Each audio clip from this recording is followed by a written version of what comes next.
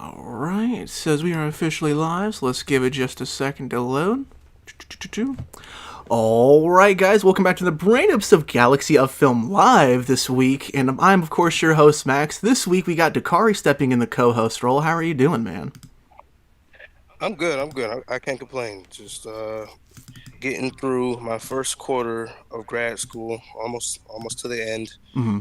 Trying to, finish it off with flying colors in a way. Hell yeah, dude. Yeah, you're in fucking Atlanta now, dude. Congratulations, first and foremost. I don't think we've talked about this in the Yeah, podcast yet, dude. I don't Like, think we have either. I think I did we? I don't know. let's I talk can't about it remember. now. Let's hear a little bit what's going on over at SCAD for you. You know, nothing, nothing really much, honestly. But it's always like something to do. Um, I'm majoring in film and television, so there's always something to um take part in, and there's always some assignments you got to do, and there's always um things that you have to make sure you're caught up on. For example, I'm in a class called director's craft, and we were assigned to direct a short film, Hmm. each of us individually, and altogether there's like seven of us in the class, and each of us have to direct our own short film. um, and that film has been wrapped. It's done filming. We're in the post production phase where editing and music and color grade and all that stuff is being worked on. Um, I won't give away too much about the film as of right now, but I will say that I've taken some inspiration from both Kung Fu cinema and most recently the film Sinners. So, I can't wait for everyone to see what that's going to be like. Um, I just had to conduct some reshoots this past week because some of the files were lost after the initial 3 day shoot. Gotta love that shit. So yeah, yeah. So we just had to do reshoots, but everything's been put together really well. Like I said, we're in the post production phase, and I'm just looking forward to seeing how the end product Okay, what's the looks. the title of this one? You didn't give me a title yet, man. Do you have one locked Huh? in? Do you have a title for it? I do, but we're just gonna leave it at that right now. I don't want to give too much away. Okay, I feel you. I feel you. Hmm. Well, I'm glad you're staying busy. You know, obviously, SCAD's a big move for you. You've been looking forward to that for a long time. And we always got Yeah. a lot going on here, dude. I'm in film school myself currently. First semester just wrapped up. Dude, brutal fucking semester being across in the middle of fucking nowhere, Idaho. But we're back. We're in civilization in North Carolina for the moment. And here we are talking Yeah. about some of our own movies this week. But thankfully, we aren't alone, Dakari. We got some very special guest stars joining us. First, I want to go ahead and reintroduce none other than Joe Black from Blue Meets Pregnant Film. How are you doing, Joe? It's been a minute. We had you on last year to talk about Nora and the Florida Project and also some Mad Max, too. So how are you doing, man? I'm doing much better now that I've had distance between Anora and the Florida Project rewatching those for your podcast. I'm doing much better these days. Love Thank to you. hear it. Love to hear it, Joe. What's been new with you as well, Joe? What you been working on lately?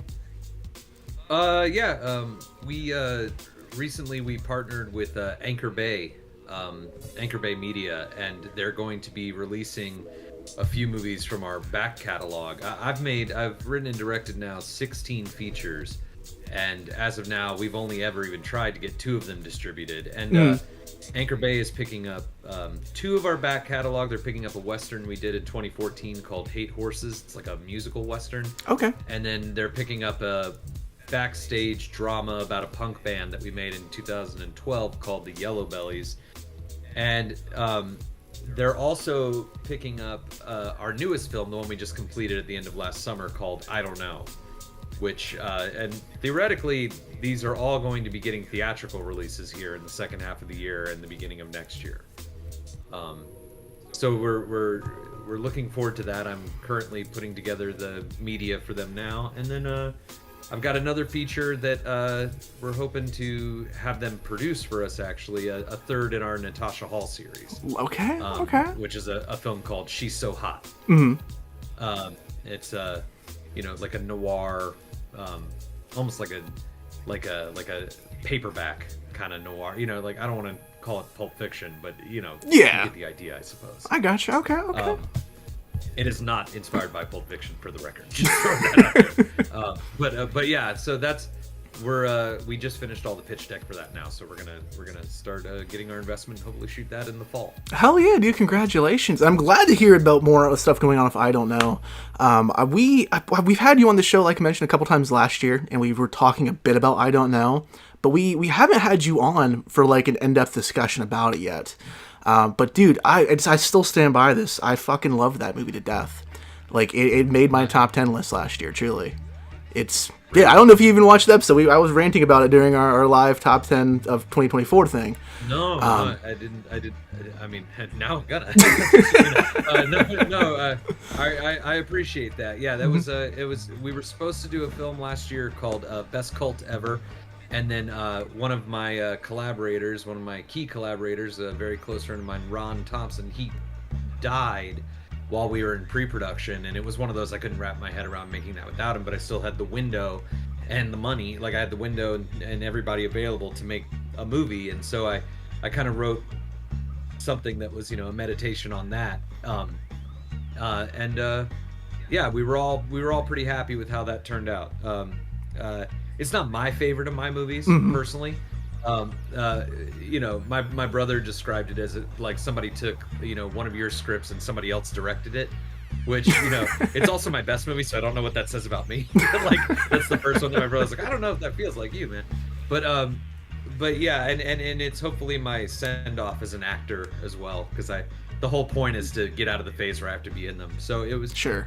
We were very happy with how that movie was received, and we're really happy with the home that it's found with Anchor Bay. That's like really exciting. It's always nice when somebody acknowledges what you do in a way that they want to get behind it and not just like exploit it. Sure. So like the fact that they want to give it like a theatrical push of some kind, and it's going to go to like they're actually doing a physical media release for it well before they do a VOD release for it. Oh hell yeah! Which is really nice. So yeah, it was a great feather in the cap, I suppose. I love to hear it, dude. But yeah, and I'm glad you liked it. I really am, and I would be happy to talk about it anytime you want to do that. So. Fuck yeah, dude! I love that thing, dude. And I was telling, I think I've told this to you specifically. I don't want to get into spoilers. I'm sure maybe this is something you'll discuss about once we get to the discussion of what inspired our films, but. Out of all the films in the last 5 years or so, to kind of do this niche genre twist thing, if you want to call it that, with the public domain kind of stuff, I Don't Know is the smartest use of that I've seen. Truly. Oh, thanks. It's a beautiful scene, man. Absolutely. I appreciate that. I actually, when we screened the movie, that scene in particular, I think got me. And again, it was one of those things that like. I mean, I don't care talking about the scene. In the scene, I compare, great works of art to Steamboat Willie. It's like this visual metaphor, like going on behind me as I'm ranting, and the face of the Mona Lisa turns into Rembrandt's self-portrait in a black hat, then that morphs into Van Gogh's self-portrait in a straw hat, then that morphs into Steamboat Willie and goes into like full motion, and I that sequence, and then I rewrote that monologue right before shooting it, and we also snuck into a studio to like literally like the guy opened the back door so we could film in front of a volume. Oh wow! It's not green screen. Yeah, we literally got snuck onto the lot and like snuck in and plugged into their small screen and like did it as quick as we could. That's a one take thing, and I wrote that monologue while they were setting it all up. I rewrote the whole thing because I was so nervous. But that one scene alone, I think, has gotten me a lot of, and I'm honored by a lot of people now, veteran actors, and people. They now are going to be a part of this new film we're doing, the new Natasha Hall film, and they've cited that scene specifically as why they wanted to work with me. So actors like Grandel Bush, and so that was really cool. Again, it's not fun putting yourself out there in that way. I say it's not fun. Making a movie, it's fun having made a movie, and I'm still not there yet with I Don't Know. It was such a miserable experience. And the movie itself is kind of like hard to watch. I feel a little too exposed. Really? Okay. With that movie. Oh, sure. Why not? But but again, I feel like it works, and it landed, and if it opens doors for me, then that's, you know, I can't be anything but grateful. So. Love to hear it, man. Love to hear it. Oof. And I want to go ahead and introduce our very special guest for this episode as well, too. Our first reoccurring special guest here in Galaxy of Film, none other than Uwe Boll. How are you doing, man? It's good to get you back on here. Yeah, don't worry. It's evening time in Germany already, so I had the barbecue already done, and now I'm sitting here looking how the sun goes down, basically. So yeah, it was good. I mean, post-production of my film Citizen Vigilante with Armie Hammer. That's the reason I was doing, you were talking, I had to answer 2 emails because we are having let's say a lot of things parallel happening right now. Sure. We're getting the music, and we got feedback from Cannes, where I have a sales guy running around, and he said the trailer was too violent. Oh. And we're saying, can we get a version not so violent as what we just saw? So now I had to put in motion like this kind of 2-version variation. So I'm back to the Zack Snyder world, so where you have an uncut version and you have a version where you know already what you have to cut. Because the thing in independent films now is you have no chance. Like, you need to do, when they tell you, if this is not like tuned down, we're not buying that film, then you need to do it or you're totally fucked, right? So that's the problem. It's this kind of like, a lot of the streamers also have regulations where if it gets too off the charts, you will be not getting presented properly. Dang. You know, so that's the other thing. You know, it's like when everybody says, "Oh, with the streaming now worldwide, you have no more problems to get your movies shown." Yeah, yes and no. Sure. Because they can also bury you somewhere, and nobody ever will watch you besides the people you send the link. Yeah. You know, like, so where you're not on a search engine, you're not like in the first 20 movies, new releases or anything that can hurt you, you know. So, and I think it's interesting also what Joe said. I mean, you're way younger, right? So I have my biggest career movies or big movies all behind me. So it's really like how you see your future. Like, so what you think is the game plan to distribute and finance movies? That would be an interesting question. You're all younger. Like, how you want to get that done? Absolutely, man. It's, I don't know. That's going to that point with filmmaking is like, I don't know. It's like a storm cloud. It feels like I know I have to get to that point with my films at some point in my life to have proper releases for it going forward. But like, holy shit, dude. It just sounds intimidating as fuck. And you're right, especially with streaming services coming out too. Like, it's not only just a competition to end up on that For You page or that front page on these services, but like that's a daily thing too for a lot of them. You know, like, well, I know that every single filmmaker that I know, like in this ever shifting streaming era, they may only believe in themselves as far as getting a streaming deal, but I can tell you that every single filmmaker, whether it's somebody who's trying to make a masterpiece or somebody who's trying to make, you know, some schlock horror movie, they all want their movies distributed theatrically. Oh yeah, every filmmaker dreams of that, and every filmmaker still wants their movies released on Blu-ray. Yeah, like that's just a thing. Like they all still want it, you know. Streaming is you know, like, it's an overused comparison where they call it's like the Wild West right now. Like, there are no rules yet, but like even now that everything's turning into like you know, what did they call it, AVOD, where like there's advertisement on it, AVOD. Yeah, like, yeah. Like even that's the beginning of like the complete, you know, commodification of it. You know, and like next they're going to be putting in parental blocks that, you know, like you can only access through passwords to get, you know, mature content, yada yada yada. And like to what you were saying, like when we distributed our film Natasha Hall, we had put in our little thing that we were filling out about it, like that it had nudity, and they called us and they were like, hey, what kind of nudity do you have? And I was like, what do you mean? And they're like, well, you can show breasts and you can show butts, but you can't show any full frontal like genitalia. You can't show like anything like that on Amazon or on Tubi. So does it have full frontal nudity or is it blah blah blah? And I'm like, that's just such a silly, like you know what I mean? Like everybody talks about like, oh, you can do anything you want to streaming, and like what you were saying, it's like your trailer is too violent. It's like, what are you talking about? They like too violent. It's, you know, the violence is in the movie. Who cares? Like, and my movie again with run times, a big thing with festivals now is that they won't look at your movie if it's over 100 minutes. It like at all. Like it doesn't matter how good it is because it's over 100 minutes, and they want to be able to program a feature and a short in a 2-hour block. Yeah. Right. Like that's the goal. But so like Natasha Hall and Suffrage, the sequel, were both 2 hours long, like on the nose. But even for streaming, they were like, oh, that's a little long. And I'm like, what are you talking about? It's streaming. Yeah. It's literally like who cares? It's like, you know.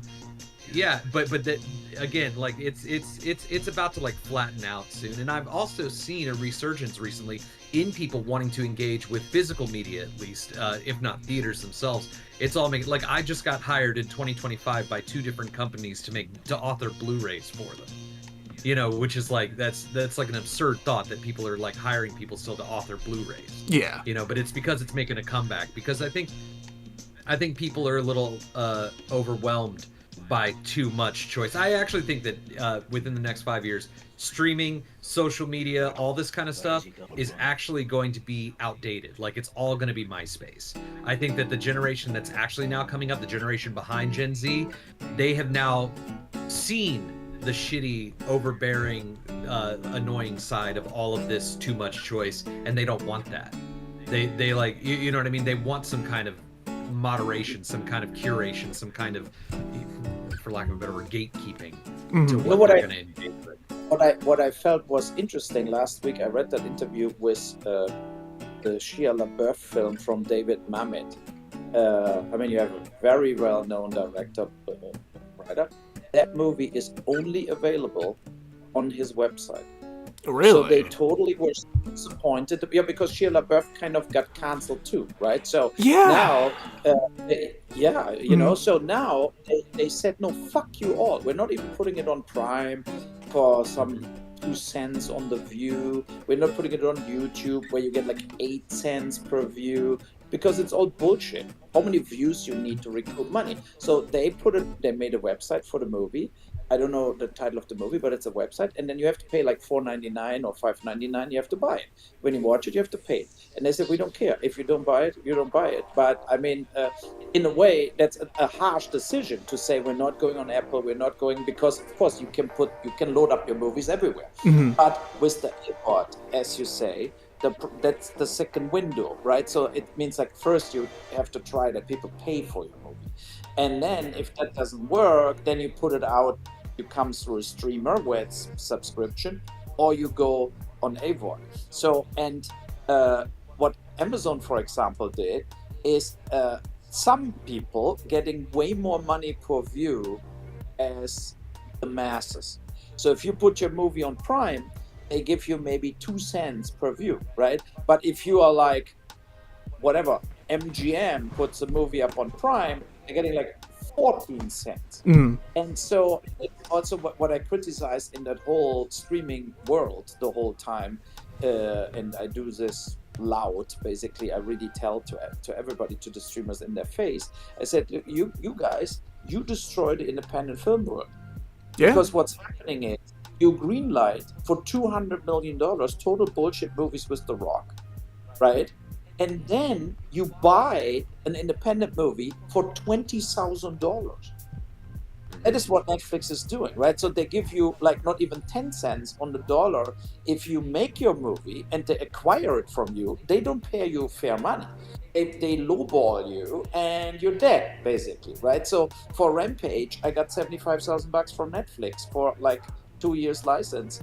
I mean, sorry, but what I should was $75,000. I mean, I sold it to them. It's not exclusive, but that's an insult, you know. Yeah. And then Rampage at 3.8 million views on Netflix, And do I get then a bonus? No.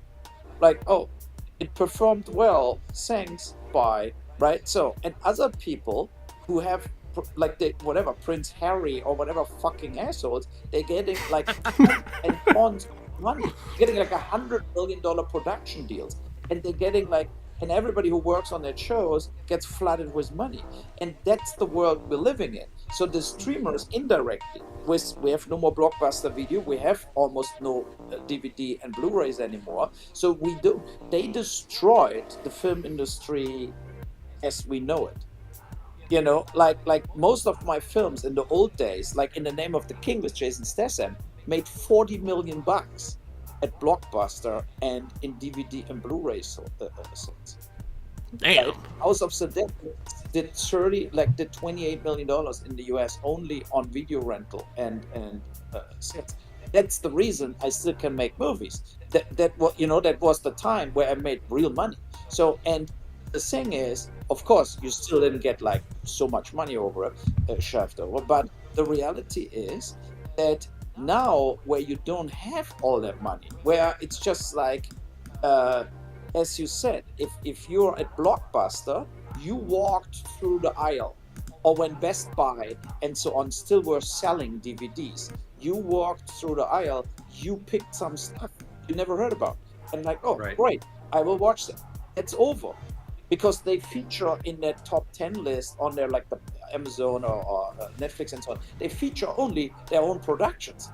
They're Yeah. not buying your movie for 50 grand and put you up on new releases this week, #2, over Boll's Rampage. It's just not happening. So it gets harder and harder to make to get paid properly and to get that proper distribution. Mm-hmm. You know, that's a huge problem. I think for if you make a good movie, but you don't have $20 million to promote the shit out of it, and you have basically $5,000 to promote it, so you can put a little advertising up here and there, but it's problematic. Mm-hmm. Now we have a car driving.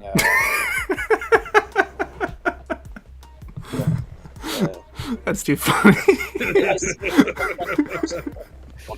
So, Yeah. I mean, that's all the reality of filmmaking today. I mean, the good thing is today, I think you can make films cheaper. You can basically shoot almost on your phone. Mhm. You know, like you have a lot of where you save money. You don't need a lab. You don't need to buy film material. So it's easier to have that setup to shoot something in 4K.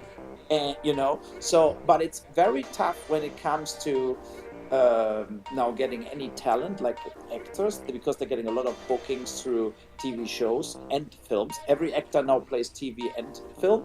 That was different. Like 20 years ago when I started making movies, or 25 years ago, there was like, these actors were not doing TV. Sure.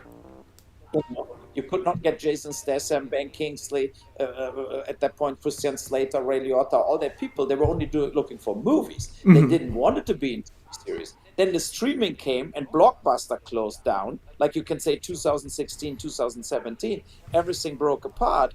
And now everybody's doing TV. Yeah. Everybody. You know, you get Oscar nominations for a direct-to-streamer movie, basically. It's that really changed the landmap. Mm-hmm.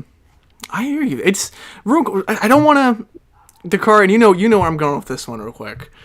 I don't want to open this can of worms because there's a whole lot to have been said both on our fronts as consumers and as fans of this person. But a lot of what I'm hearing in terms of independent releasing and doing like the website type of thing for that specific film, that's exactly the kind of shit that you and I were discussing with Donda years ago with all the Kanye stuff before everything had happened and went off rails. So it's, you know, it's not just film this is affecting too. It's definitely the conversation we had against streaming. Definitely. You know, Yeah. it's some crazy shit. Real thing. I want to go ahead and take a second to go ahead and introduce our additional guest star that just came in real quick.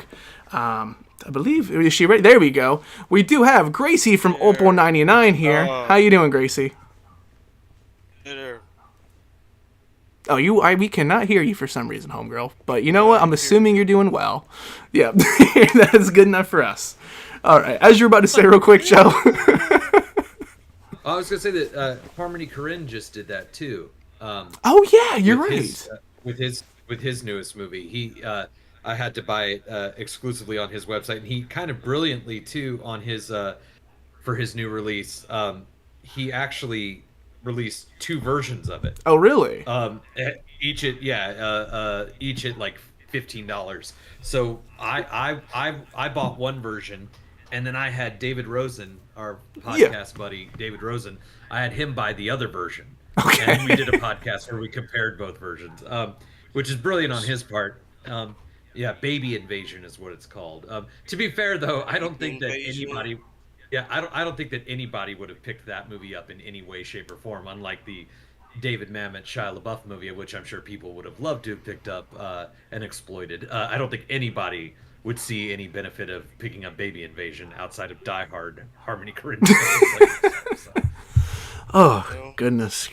What is this movie? What The is that? Shia LaBeouf one? I'm on the. It's Baby Henry Invasion. Johnson. What is that? It's Henry Johnson, and I'm on the website right now. It's $10 for 7 days rental.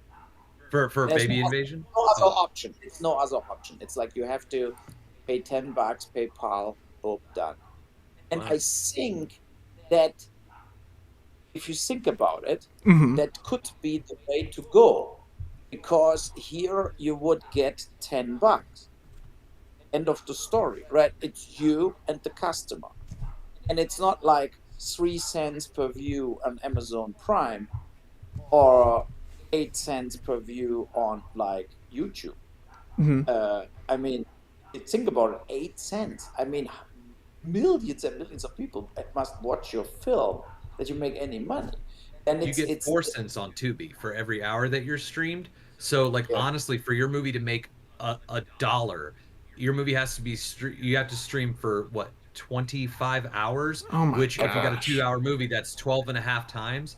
So, like, you have to have 12 and a half viewings of your movie to make $1 off of it. But if you were to sell even a Blu-ray on Amazon, the split that you get with Amazon's like an 80-20. So if you sell one Blu-ray for $20, that's the equivalent of, like, what is that, almost like 500 screenings of your movie, basically, like on Tubi. Crazy. The numbers are disgusting. Yeah. Truly, dude. Oh my gosh. Let's go ahead and start diving down into what exactly we're here for with this one, since we're already discussing a little bit our own films and some of the frustrations with the streaming world with that now. We're of course discussing the very films that inspired us as filmmakers. I wanted to go ahead and get us all together. You are all independent directors that I all respect individually and collectively too, especially Dakari. Like, you're kind of stuck with us, dog. But still respect you and your movie, bro, despite you being with Galaxy of Film. But yeah, I wanted to kind of dive in and highlight the things that make us, that give us the desire to want to go ahead and put something on the screen to begin with. So myself, I've directed, I believe, 8 short films now, which is crazy, and produced 2. Already written my first feature scripts. Have not shot it yet. We'll be shooting that ideally in 2027 is the plan for that one. Some extensive. Well, I gotta finish the degree first. We're shooting all local in North Carolina, babe. It'll be cool here. So it'll be a fun one for sure. That piece, and you know what? Fuck it. We'll talk a little bit about it. It's called Brotherhood. And I guess we'll go ahead and dive straight into inspirations for that film too. Brotherhood is a coming-of-age film I wrote that I've been working on more or less for like 10 years or so. And I know that's a really kind of blanket statement, because what the fuck does that mean when you're working on a script for 10 years? But this thing has gone through a lot of different revisions over the years. And I've just been kind of outlining more or less. But last year, I sat down with my good friends Caleb and Drake, who, if you're listening to this podcast or if you're familiar with anything film-wise that we've put out, you've seen at least Caleb's work. I was able to thankfully recognize Caleb and all of his contributions at our second showcase that we did over in Raleigh this past December. But Caleb's helped a fucking lot, and he was a huge driving force for me getting the script finished finally. And yeah, it's a coming-of-age story that takes place here in my hometown of Fayetteville, North Carolina. And it's kind of about the adventures, you will, of my friends and I during our adolescent years.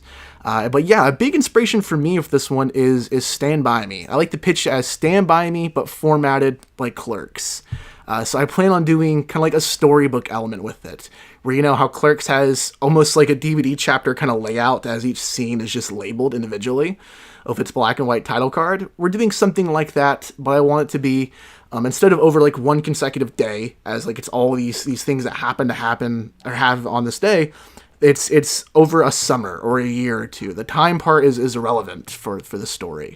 It's just these are where we're diving in each individual story as we pick up with these characters. It's a script I can't wait to shoot, but of course, you know, we're not here to talk about things that haven't been shot yet. Like I mentioned, I have shot 8 short films at this point.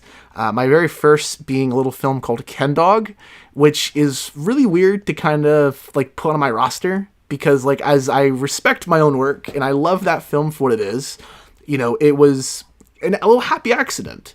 I was planning to shoot this documentary on a man I met who had struggled in the past with homelessness, who had struggled with just being like given a pretty shitty card in life, it felt like, but he always had this really optimistic point of view, and so I wanted to have this really in-depth project, kind of going over his life and showcasing the optimism he has. That piece completely fell apart because, to be honest with you, we just didn't know what the fuck we were doing.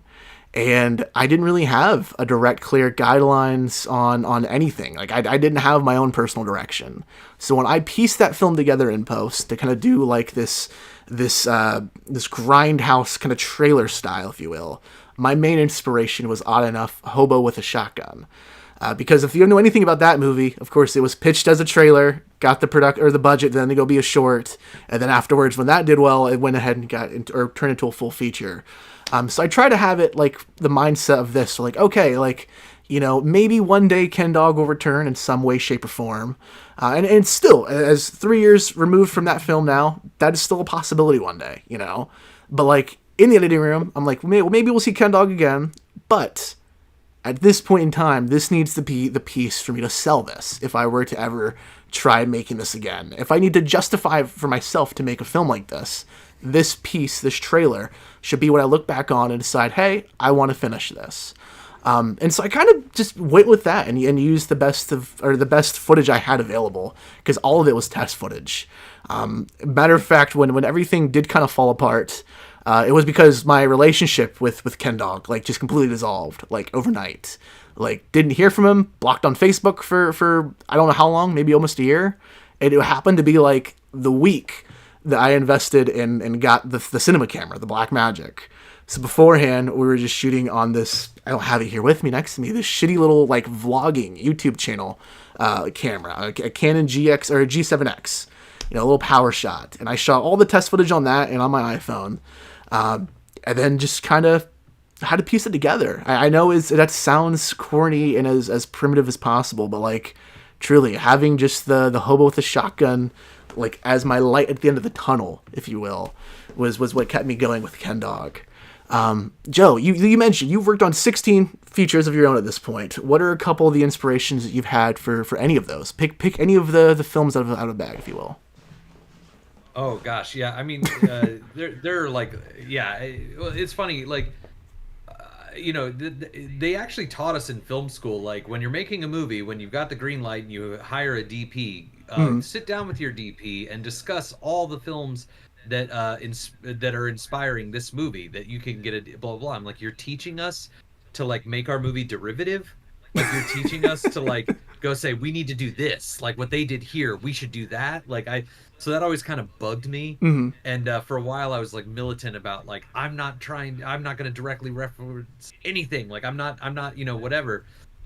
Which of course is like, you know, silly. Like I just this newest Natasha Hall script, I have this opening scene. I was sitting on an airplane and this woman next to me was just awful. We were on our way back to LA and she was a very LA type woman and she was just so awful to sit next to that I started just writing this thing about how much I didn't like Los Angeles, but also like how like it's okay, like things come in waves. You know, I wrote this whole thing and I was like, actually that sounds like a good start to a movie. So I just started writing the script and that became the opening scene. So it's this like long diatribe where the divine speaks about the history of Los Angeles as we play footage of LA.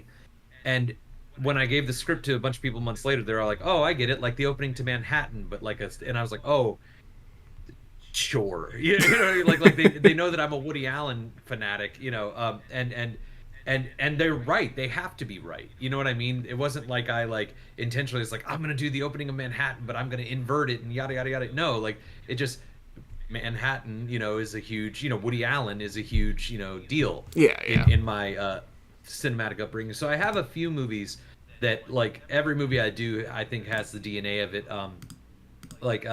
Billy Jack is probably the biggest one. Billy Jack is it was a film series. It started actually in the late 60s, but the most popular one was the second Billy Jack film. They were all written and directed by and starred an actor named Tom Laughlin, and in it he plays a half white, half Native American judo expert, former Green Beret. Okay. And in most of them he's protecting a school of hippie children from the evil town folk. Okay. And but he's a pacifist, so he hates that he has violence in him, and but these movies were made, the first two were made very cheap, and the second one actually was such a hit in the 70s. It was the highest grossing film of all time when it came out. The Godfather came out the year afterward and surpassed it. Then they re-released Billy Jack, and it did even better on the second re-release. Damn. To reclaim its title. And then the studio gave Tom Laughlin a blank check basically to make a third Billy Jack. So he made a third movie that was 3 hours long, and Oh, wow. yeah, it was. And the studio saw it and they're like, absolutely not. What the fuck did you do? So Tom Laughlin was like, well, why don't you sell the movie back to me and I'll release it. So they sold it back to him for what they paid for it. He then released it in every major city across the country on the same day. The first movie to ever do that. On the same day across the country came out, and he bought ad space in every major news outlet the week leading up to it. So the trial of Billy Jack was the first ever wide release. And it did amazingly over the weekend. It made a ton of money. It just like, and then the next weekend it died because everybody was like, it actually sucks. But then studio saw it and went, whoa, like, so even if the movie sucks, it doesn't matter. As long as you like get a big first push, you can reclaim your money. Well, we've got this stupid shark movie that we don't know what to do with, and then suddenly Jaws happens and the summer blockbuster is born. So like, and it's funny because the Billy Jack movies are all anti-capitalism, anti-racist, like all these things. And yet they gave film as an industry its most capitalist tool, like of the wide release, front-loaded opening weekend. And also it's like anti-racist and all that, but it's a white guy playing a half white, half Native American, but that's appropriate to Billy Jack itself because it's and I like that. I like the conflict. I like the hypocrisy because it's all born out of good intentions, and those films are about the conflict of good intentions versus the way that you actually fail in trying to execute them. So Billy Jack is a huge one on me. Jesus Christ Superstar is another one that's a big one for me. Yeah, you mentioned that the other day, dude. And I had no clue that movie even fucking existed. Crazy. Yeah, it's really funny. My Western that I did, the one that's coming out this year, Hate Horses. It's funny because Jesus Christ Superstar is way more an influence on that movie than any Western. And it's a rock opera musical about the last week in Jesus's life. But in the film, the way the film presents it, because it was an album first, then it was a Broadway show, then it was a movie.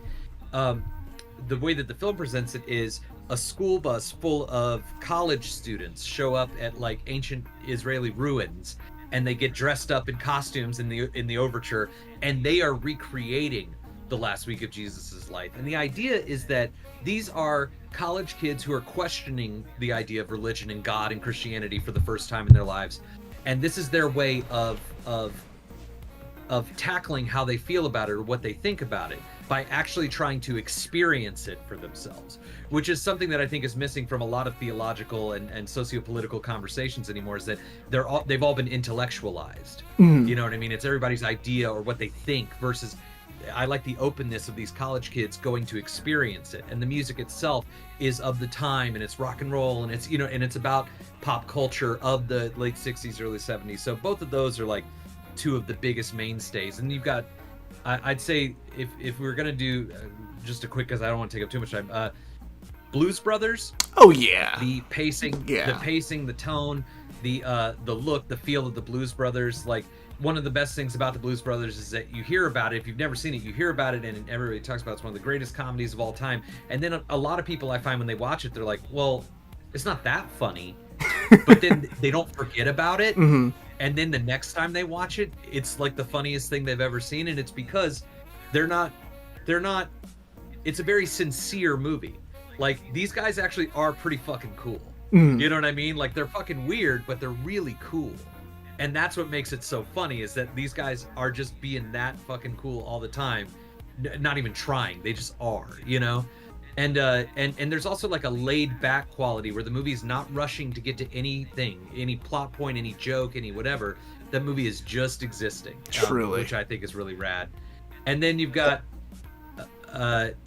Grosse Point Blank. I don't know that that's so much an influence as much as, like, I feel like that's the movie that my movies are just going to end up being one day somehow. Mm-hmm.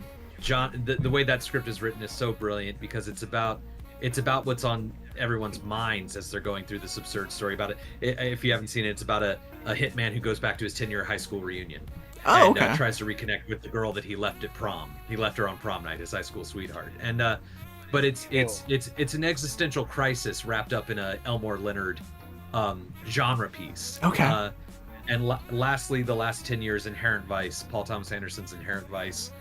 I realize that I look at movies as literature the way that I just any movie, and it doesn't matter if it's you know, something like The Brutalist, you know, or if it's I don't know, something like the Minecraft movie, which I have not and probably will not, hopefully will not see.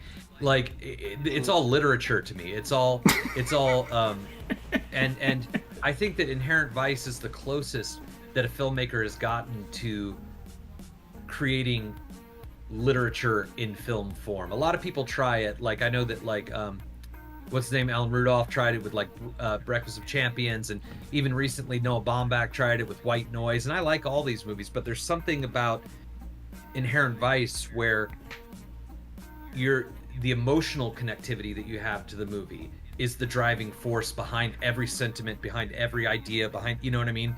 And that's another movie that, like, is really difficult for a lot of people to get into. Me, the first time I saw it, I didn't like it, but I knew I would. Sure. Like, I had this feeling, it's like, if I watch that again, I will. And here it is 10 years later, and my wife, if she ever were to divorce me, it'd be because I played that movie too many times. Like, I always, like...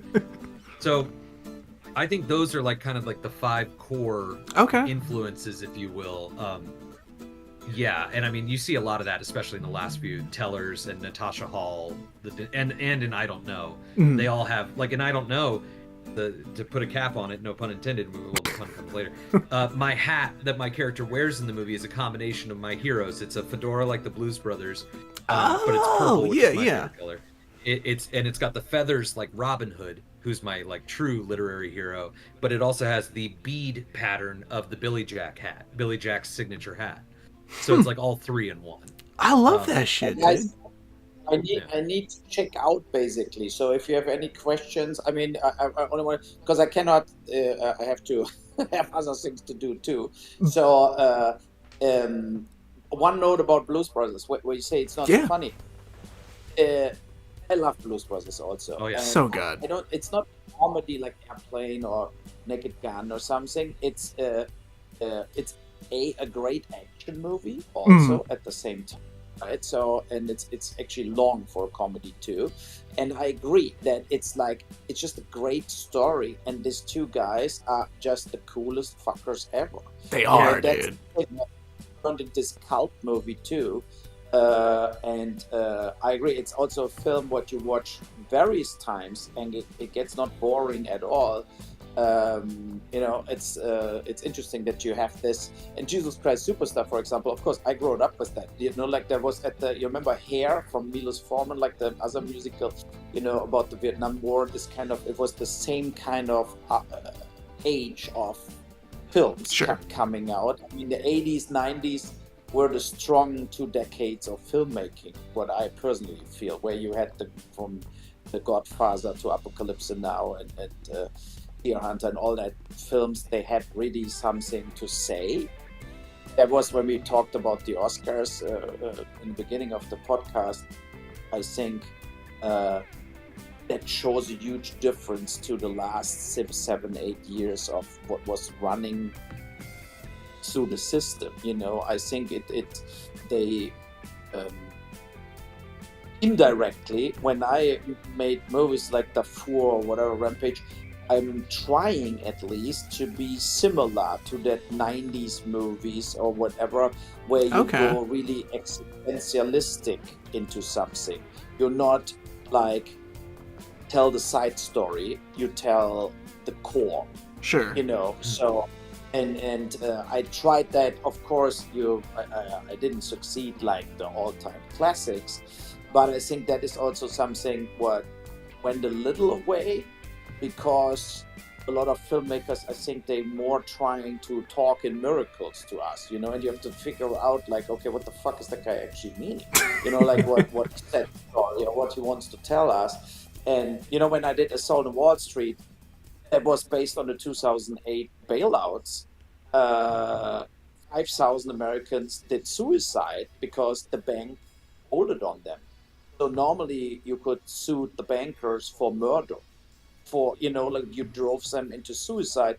And I felt like you have school shootings every weekend, but why nobody went to Wall Street and shot the shit up? Like if you have like really, you lose it all, but they preferred to kill themselves instead of killing the bankers. So I wanted to make a movie advertising this, like go and kill them. Very radical movie, of course. But that was driving me forward, because I felt like there are so many people dying for absolutely nothing, for no reasons, and you feel like, what the fuck, that's and you feel, okay, here during the bailouts, all the bankers got away with it without going to jail. Like, oh, I lost $80 billion, but I still should get my $100 million payout if you fire me now. That is what the bailout was. And it was paid by the taxpayers, but people who couldn't pay the mortgage went straight into the homelessness. So, and like the massive amounts of homelessness what exists now, especially on the West Coast, is connected indirectly to the financial meltdown, because there was the long-term effect to it, that so many people lost their credibility, they lost their credit lines, and they slowly but steady went from, okay, I lost my house, now I have a rental, then they couldn't pay the rental, then they went on the streets. So it's not all like El Salvadorian gangs creating the homeless. It's not all fentanyl or whatever. There's a lot of also economically downfall. And so, with other words, when I grew up, I liked this kind of movies that went to the jugular, where you feel like when you think about Apocalypse Now or something, nobody would have that interpretation of the Vietnam War till the movie came out. Sure. And as the movie came out, the people, besides the veterans who were actually in the Vietnam War, they know it because they were there. You saw how crazy and fucked up that was. Like when you really, the Vietnam War, I really dig deep in, and I did the 1968 Tunnel Rats movie, because I think most of the people who went to the Vietnam War were drafted. They didn't want to be there. Now they were there in an environment where they didn't know who to fight, who is who, and especially why. Yeah. They completely didn't know why. Like in the Second World War, okay, if we don't overturn Hitler, Hitler will just wipe us all off the fucking planet. Like it was like a crystal clear thing. If Hitler doesn't get stopped, he will not stop going to us. So that, that was the thing. But the Vietnam War was a total absurd war from day one on, where nobody saw any real reason to do this. They're far away. There was no threat to the United States, but we still had to do it for what? So, and then there was drugs, and there were like this kind of like trauma, and so, and I feel like that with The Deer Hunter or with Apocalypse Now, they were movies made at that time. Sure. Where you basically, it was not like 20 years later we do something. No, it was like now. And I felt that is a little gone. That the things, when I talked about my migration thing run, I think you have to make movies also and not only, but if you want to make a movie, I think it has to hurt. It has to hurt people. It has to be like this kind of like people have to hate you for it, but other people maybe have love you for it. Okay. Because they say no, you did the right thing. So, and that's for me the biggest compliment as a filmmaker, what you can get, right? So where you really move the needle. I think the worst thing is, I mean, I'm not against having just entertaining movies. Yeah, I I love hear you. making Yeah. Doors, whatever. I love it, right? So, but if you go this more route, now I go for a drama. Now I go for something what has a political impact or something. Uh, it should be always kind of for this perfectly, because otherwise you have documentaries. But if you do a feature, I think it has to be something what you cannot say as a politician, what you cannot say as a documentary maker. But if you make a fiction story, you can be more radical, you can be more harsher to come to the core of something. Yeah, and at that Right, point, it's more so- genuine too. Absolutely. You can be know, more so- emotional versus you can be emotional versus moral versus compliant Yes, in a movie. no, that's the Yeah. thing. For example, take any political structure. Now you see the Israel-Gaza situation, right? And you have everybody's totally divided, right? So you have Israel, whatever, and everybody's total pro-Israel will say, okay, guys, we only react to the terrorism. We only react to the massacres. We are not starting any war. We don't do any, let's say, actions, only if we get triggered because we're getting killed. Then we trigger, right? So now you have every like free Gaza demonstration in Harvard and everywhere, and they will say, but you killed thousands and thousands of civilians. You killed thousands and thousands of kids because you tried to find the hostages. So you're in a total dilemma, right? But if I, as a filmmaker, would try, at least, I mean, I'm not making a movie about it, but if you would make a feature about it, I think you have to show the completely injustice in violence per se. You have to show that this kind of crazy kind of let's say fanatism, what leads to violence, that's the key problem.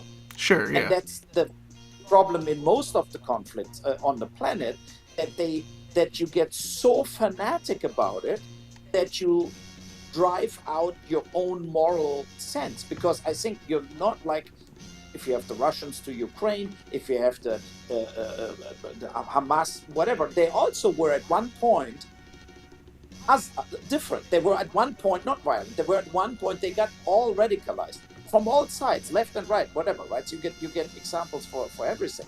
And I think that's the key issue we all have to fight, and you cannot, let's say, criminalize like what you do now with that there is no more discourse. It's Sure. like what I have seen, especially in the US, you have this kind of, the Israelis are criminals for 50% of the population, and for the other 50% of the population is the Hamas and the Gaza people are criminals and murderers. And there is no more, okay, both goes too far. And it has to stop, right? You cannot kill 20,000 people to find 100 hostages. Everything also has to have like a reasoning behind it. It's like, it's just like not the way it works. In if you have a moral compass, and I feel like, especially in the last few years after COVID and all that stuff, I think the moral compass of people went away. Maybe also because of social media, the radicalization on social media. When you watch only one side of the coin on the videos, that's a big problem. Sure. And I think that the luxus, if you want to tell stories as a feature filmmaker, is you cannot spit out something quick. You need to digest it, and you have to think about it, and you have to think about, okay, what is the story they don't show me in the news? Like, what is the story I want to tell about this specific subject matter? And that is only, I mean, my tip for you for the future as young filmmakers, and you start, I mean, as I said, I have nothing against just making a horror movie and nothing against just making a comedy. If you dig into like the real subjects who move the needle, uh, I think you should do something for real about what really matters. And Anora or Emilia Paris or The Brutalist don't matter. These are Yes, all films, everything all at once, and Moonlight, they all don't matter. I But agree. Clockwork Orange mattered, and Deer Hunter mattered, right? These are films, they mattered. Mhm. They had an impact. Or what we said with Birth of a Nation. That was a movie what mattered, because most of the people had no fucking clue from that story at all before they watched the movie. So that I think is Same thing important. about the other movies though. They didn't know about those other movies you mentioned either. So Yeah, Mhm. and I feel like this kind of um, look when the Killers of the Flower Moon, maybe a movie you all watched Yeah, from yeah, yeah. Scorsese, Hmm. with Leonardo no, I DiCaprio, right? surprisingly have not seen that yet. Okay, No, okay. but the thing Yeah. is, it's not a good movie.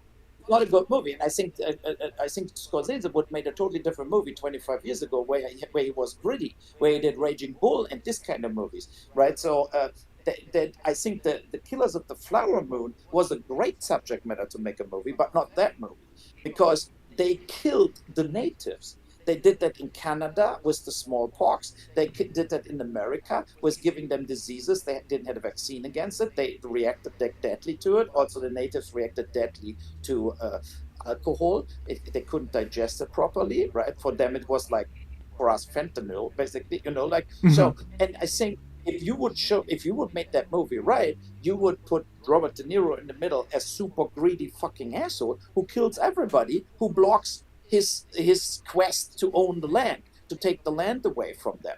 And I felt one very gritty movie and very good movie was There Will Be Blood with Daniel Day-Lewis. That was a great movie.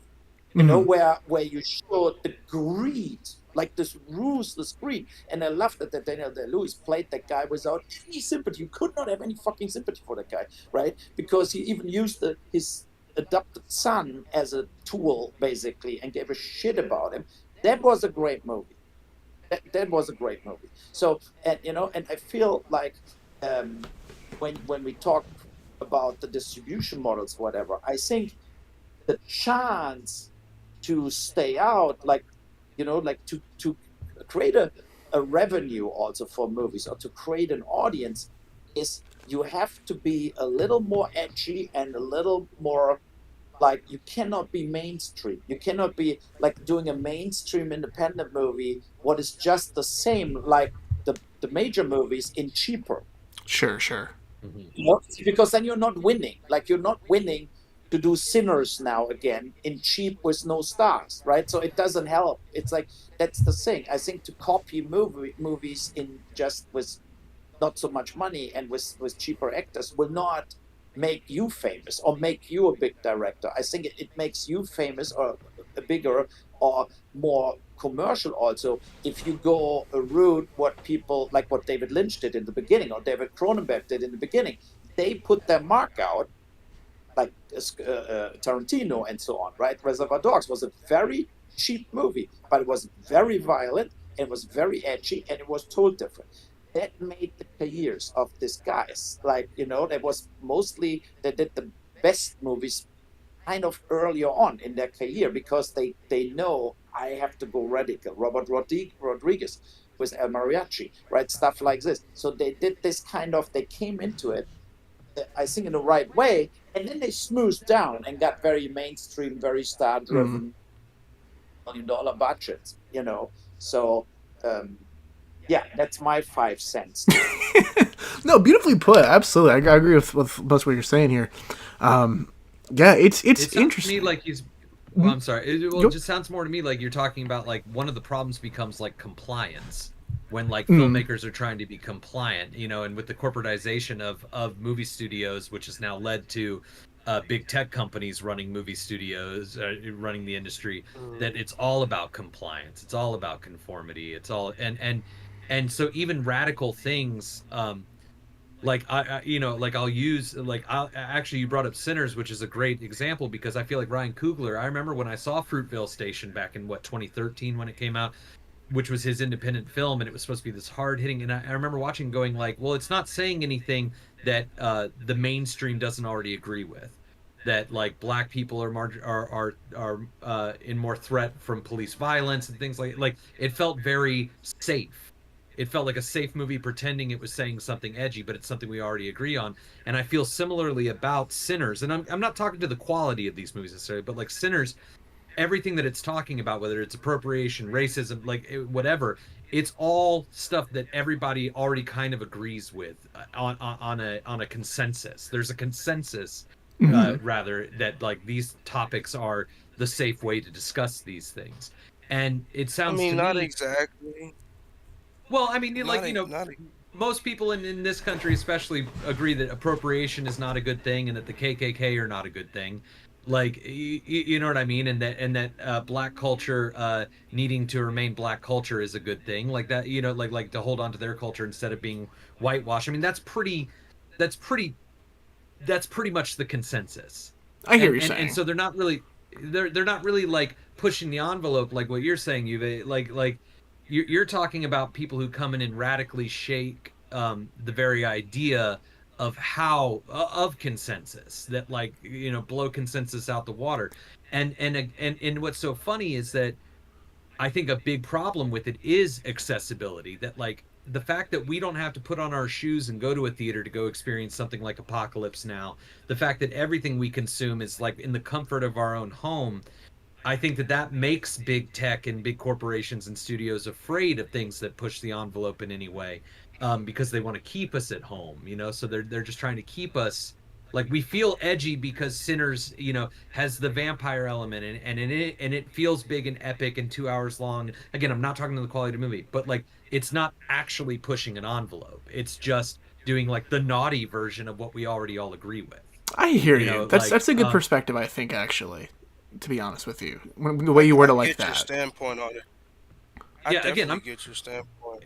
But you look at the independent films that you're talking about, like something like Reservoir Dogs, something like even Eraserhead. Like these are things that that were like radical. These were like and not radical in the Ninja Turtle sense. We're talking radical in the like, whoa, hang on now. Yeah. Like, whoa. Why did I respond to that? You know what I mean? The thing that makes people go, whoa, why did that get to me when it was so violent? Whoa, why did that get to me when it was something I've never seen before? Whoa, why did that get to me when I actually do agree with the American government? Why did that affect me? Why did that, and I think that movies are the space to do that.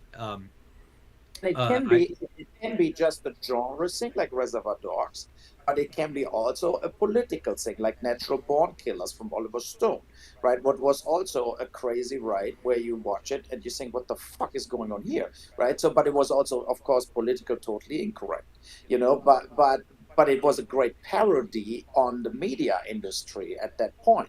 Right. It would be now like if you would make a movie about all that big influencers, whatever, the Kardashians, whatever, yeah, and then you have people going and shoot them in the head, like whatever, like you show them all, like they are just all full of shit, or you do an edgy movie about the Puff Daddy case, and whatever, Puff Daddy goes in the end to jail for a lifelong prison, but it turns out his wife was a fucking whore and played him all way long, like whatever, like you do something radical where people like, oh my God, how can that movie be allowed? But that is was radical. It's just like if it's true or not, but it pushes the envelope into something. And you're totally right. I had appointments. I was at Apple headquarters, and they said we cannot do anything politically incorrect. We cannot anything pushing the envelope. That's Apple. Right. So Amazon is similar. Netflix sometimes pushes the envelope, but in Netflix you get lost in translation because they have like 20 news shit every day. Yeah. You're like, okay, here's my 2 days of fame at Netflix, and then you disappear forever. So that's the problem on Netflix. There's too much from the whole world and everything. So but I feel like that.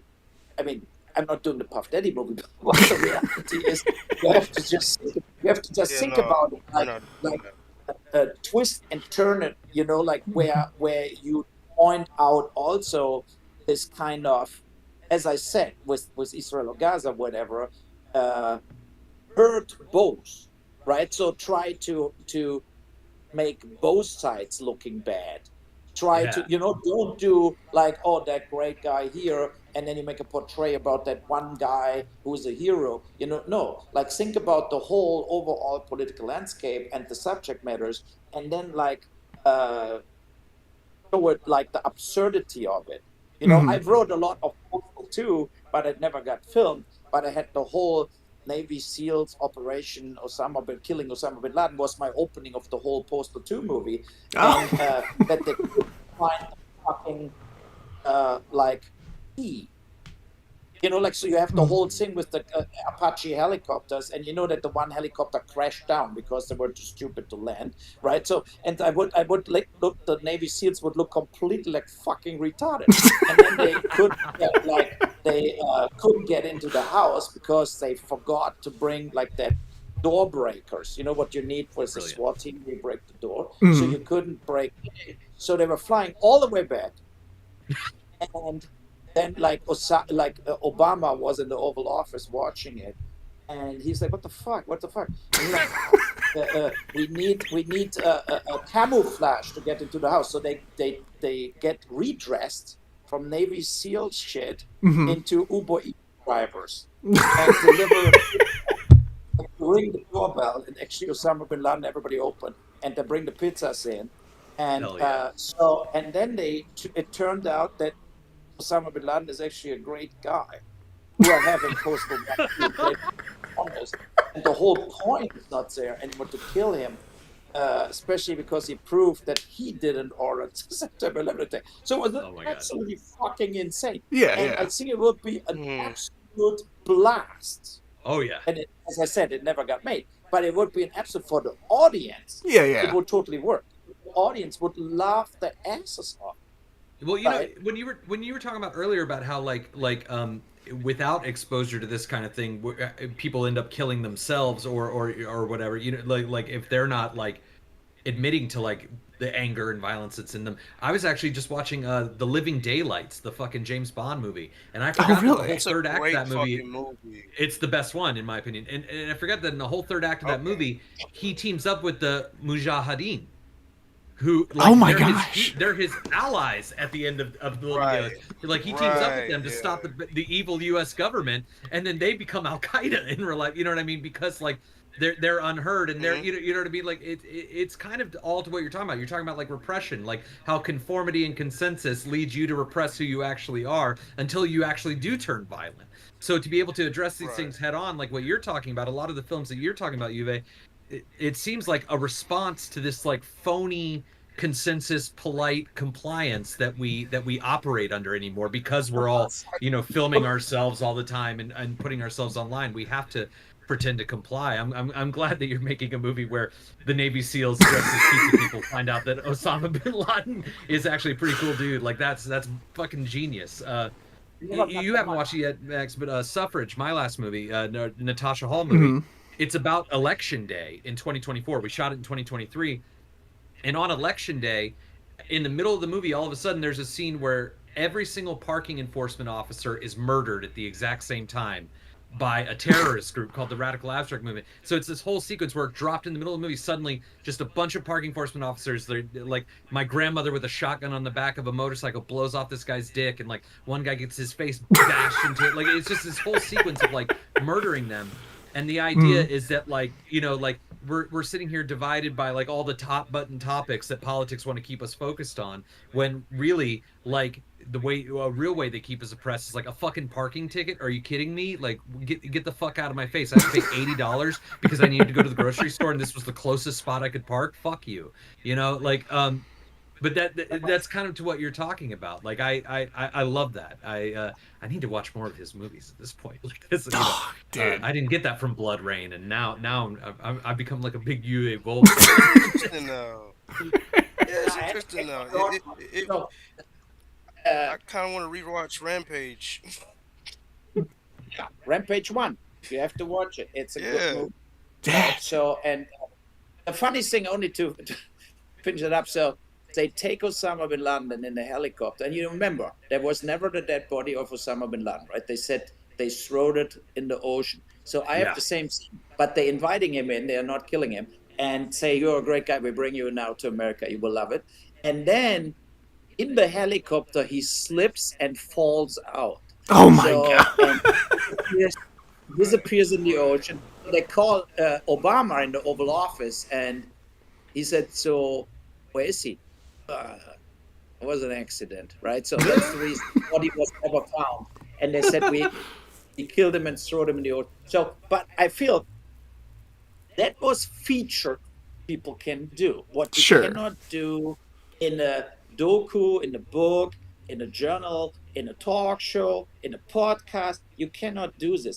And I think now with this kind of corporate umbrella, and the corporate umbrella swallows up all the studios. MGM is now Amazon.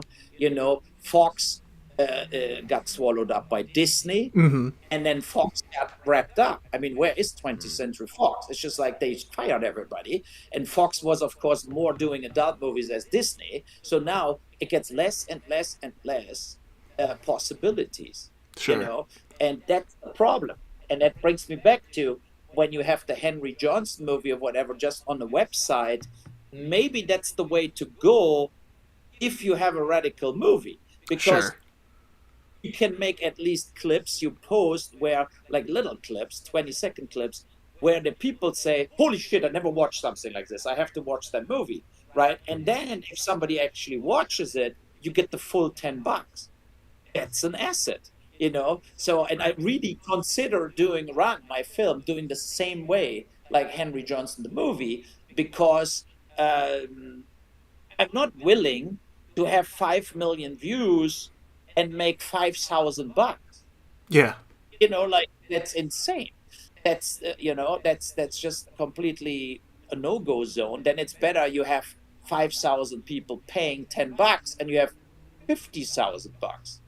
So that's it's way easier to recoup bigger amount of monies. But as soon as it's on Prime or YouTube, you destroy your own revenue stream. Nobody Right. buys the film on the website anymore. As soon you post it, Yeah. it's over. Right. So And then people you've got the career and the following too, to where you could do something like that. I think that maybe is the gatekeeping point for like independents and up and comers, is that they don't have the fan base or the Sure. reach that somebody like in David Mamet's position does. But again, that's also like kind of the benefit, I guess, of social media, is that it's very easy to like put yourself out there and build a following and build it. Because if you have even just 5,000 followers and you get 1,000 of them to watch a movie at $10 a pop, that's $10,000 you just made. And I'm talking about the DIY people, like people like me, who my biggest budget at this point is $62,000.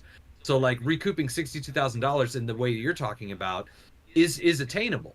Mm-hmm. But yes, you're totally. making movies on a much bigger level, but you've got the history and the fan base, where you could do that very easily. Yeah, Yeah. but you know what I'm thinking about? It's like, because my wife works in social media, and what I saw is there are technologies now where we can set up the filmmaker streaming service, right? Where the Mm. filmmakers, let's say you have Henry Johnson on that streaming service, and he from the $10 he gets nine, and only $1 is there to provide the services, right? So that is where you catch a lot of filmmakers, and they would say we bundle all our films together and have directly 2, 3, 400 movies on the platform, and then we all together start advertising this. We all together push us together, Genius. right? And we don't have like The Rock. We have just independent movies, right? So it's not like Brilliant. and do it. And I think then we could, as you said, I think that was from Joe, the beginning of the podcast today, that triggered something in me, where you said you think they're all toast already. They don't know. It's like the old LP. I still have a record player here, or the old VHS, or the old DVD. I agree with physically will come back, Mm-hmm. because I want the director's commentary, I want the making of, and I'm not getting it anymore. That's the reason I still buying Blu-rays or DVDs. That's the one thing.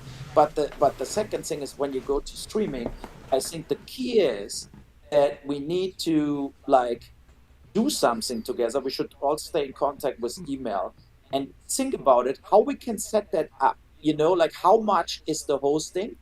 And because the streaming, like the technology is there, it's not hard to do. Not at all, no. What we do So and but of course we need to have the cloud, Right. because like when 10,000 people stream at the same time, it cannot collapse. So we need to have like the cloud space providing this. But if we just say it's 10% on the dollar to keep the cloud going, and then everybody can have their own upload, you put the upload up, and you do everything what comes up stays 10 days in the top 10, and then it goes, so that it's a democracy. It's like, not like, oh, we push this thing because we put so much money in. No, Sure. because we're all the same. And I feel if everybody then twitters about it, if we have 700 filmmakers putting movies up, and everybody promotes the shit out of it, not only about their movie, about watch it there, here is my movie, and then they watch the other movies too, because they see it, and we explain why we have to change, why we need that money. We have to explain it, like to saying, look, it's about the survival of independent filmmakers and the development of young filmmakers too, Yes. right? Because otherwise these people have no home. Yeah. It's not that Apple hands out to anything to us, so they started, like they told me, like if I have a movie with Matt Damon, they would consider it. That's Apple. Like you need like the top league. Yeah. That they even consider giving you money. And the top league doesn't need me. Yeah. They're all like, they have hundreds of millions private wealth, all these fuckers. That's like, it's not like, that's the reason DiCaprio plays only when Scorsese calls him, right? So it's not that you get these people because you have a good idea. Forget it. It will never happen. They're not making movies, not with you and not with me also. So, and that's the thing. But I think that's the move we need to make. Because as you said, you can recoup your $60,000, but then you have $60,000 and you can keep working. You can, and maybe the other movie makes $100,000. Now you have some capital. You can get another actor you want, and that is how it grows. That is how Blockbuster growed in the beginning, and it's also how Netflix growed in the beginning. Sure. It was like a real grinding effort, and I think now it's obvious that it's not working anymore for independent filmmakers. It's not financially working. And I think your model too of this website, not only does it cut out like the corporation tie, like people like Amazon who take like a 20 or 30%. Amazon takes 30% of whatever purchase or rental, but then the distribution companies, you have to go through a distribution company to platform your movie. They take an addition. I am all for it. And I know we've touched base on Sinners several times this podcast, by pure coincidence it feels like, but like also like one of the reasons why Sinners is so significant too is obviously with Ryan Coogler retaining the rights to that film afterwards after 25 years. This model right here eliminates even having to need something like that. It's all strictly independent and held with the creator. So by all means, I feel it. That's that might be the key right there. Maybe this podcast is what fucks the industry. Yeah, I mean, send me an email, with your contacts, and I think we should maybe form a group, like where we try to grow the group. I know at least 20 filmmakers who would totally do this, right? So, and I'm happy to do the lead on it, to say, look, let's really figure out with some people they really know the what we need to put it all up, and then but the key is that there should be no overhead, right? It should be just a cloud-based thing. We are there. That's the thing. You load your movie up, and you put we cannot pirate the price. $10 is too much, but I think we should put the movies up for like $6. Yeah, right? yeah. So that you something say, reasonable. It was $10. It's like, here's Shia LaBeouf. He thinks maybe people, but $6 is what you can spend, where you just say, fuck it, I watch that movie now, right? So that is how you get also customers. And too cheap is also crap. So I think $6 is the key. And then that was the price of movie tickets up until 10 years ago. Movie tickets were $6 because it's a blue collar art form. You know what I mean? Like when you were making your big headway early with the like House of the Dead and stuff, like that was the ticket price at the time. Was $6-7. Now even in like BFE a ticket is $12. Oh dude, I was running a movie theater last year in Raleigh, and the arguably like the busiest like richest part of Raleigh too. But like even then it's crazy. It was a Regal chain. Like we'd have I think 4 Regals in Raleigh, for example, right? For a movie like Deadpool Wolverine, opening night cost you like $15, right? based on the location of the theater alone, they have the right to up those prices. So at my Regal, if you wanted to see Deadpool Wolverine, like just 2D opening night, whatever, $22 a ticket. It's fucking nuts. You know, like it's who can afford to take their entire family out like that kind of shit, you know? Like the movies, they, yeah, It's $100 exactly. for 3 people to a movie and get like nachos and something to drink. And you know, in Germany you have to pay for parking also, and then it's like $100 gone to go to a movie. Yeah. So of course most of the time you just stay at home and watch the film. Yeah. Even if you buy it for $20, it's $20, and you have your own popcorn machine at home. So you know, it's like this kind of, it's a real, like in like 25 years ago, that was the price to go to a concert. You know, now the price to go to a concert is $450. I was about to say, I got to get my Wu-Tang tickets in a couple weeks, man. I don't want to think about that. Yeah, you know, it's like crazy. And so that all shifted so much. But at the same time, the income of the people got only up 10%. Right. Everything else got like 4 times more expensive, but the salaries went up 10%, like from $12 to $14 an hour. You know, like shit like this. And that's also a thing where I feel it has to be affordable, but it has to be also, and that is where we have to then work all together, is it has to look cool. You know, it has to be like the surface, how this looks like, has to be like interesting, and it has to be like, that's cool. I want to watch on that website films, you know. So, and we cannot put up like total hobby trash movies. You know, it has to be it has to be like made by young filmmakers too, and it can be that you don't need stars or something, but it cannot be like a movie what you would switch off on YouTube after 10 seconds. So there has to be kind of a quality control, and that is what I think what we have to do is we sign up the filmmakers and say, you can load your films up, but it needs this kind of like whatever, us 5, or we have 10 people in the end saying, look, we don't have to watch every movie of that guy, but before we give you the key to load your films up, we need to watch one thing where we feel that's interesting, that's good enough. So that, because we want to grow filmmakers, and we don't want like that every Instagram idiot posts and all the shit he shoots on the thing. That cannot happen. I agree. I agree. Curation is key, actually. Like, people are afraid of curation anymore because of social media. People like think of curation as some kind of like elitist gatekeeping, when no, it's simply what it is. It's curation. You know, like, you want millions of people to engage with what you do, be worth the time of millions of people. You know what I mean? Put in the effort, you know, that it would take to reach millions of people. I totally agree with that. This is a radical idea. It's nothing to do with censorship. It's not like, oh, you cannot do that content. That can be not. It has to be completely whatever it is, right? It can be a great horror movie, you know, and so that doesn't matter. But it needs this kind of like the trust in the guy who comes in with the first film, and we say, look, that's actually a good film, and that you can load up your films, right? And then if, let's say, this guy then abuses the situation, puts up his film, and then he starts putting up films from other people who are total trash, then we have to block him, right? Then we have to say, look, that was not the deal, that you showed us your best movie, and from this point on, it went into the absolute toilet, you know, then it has to get then stop.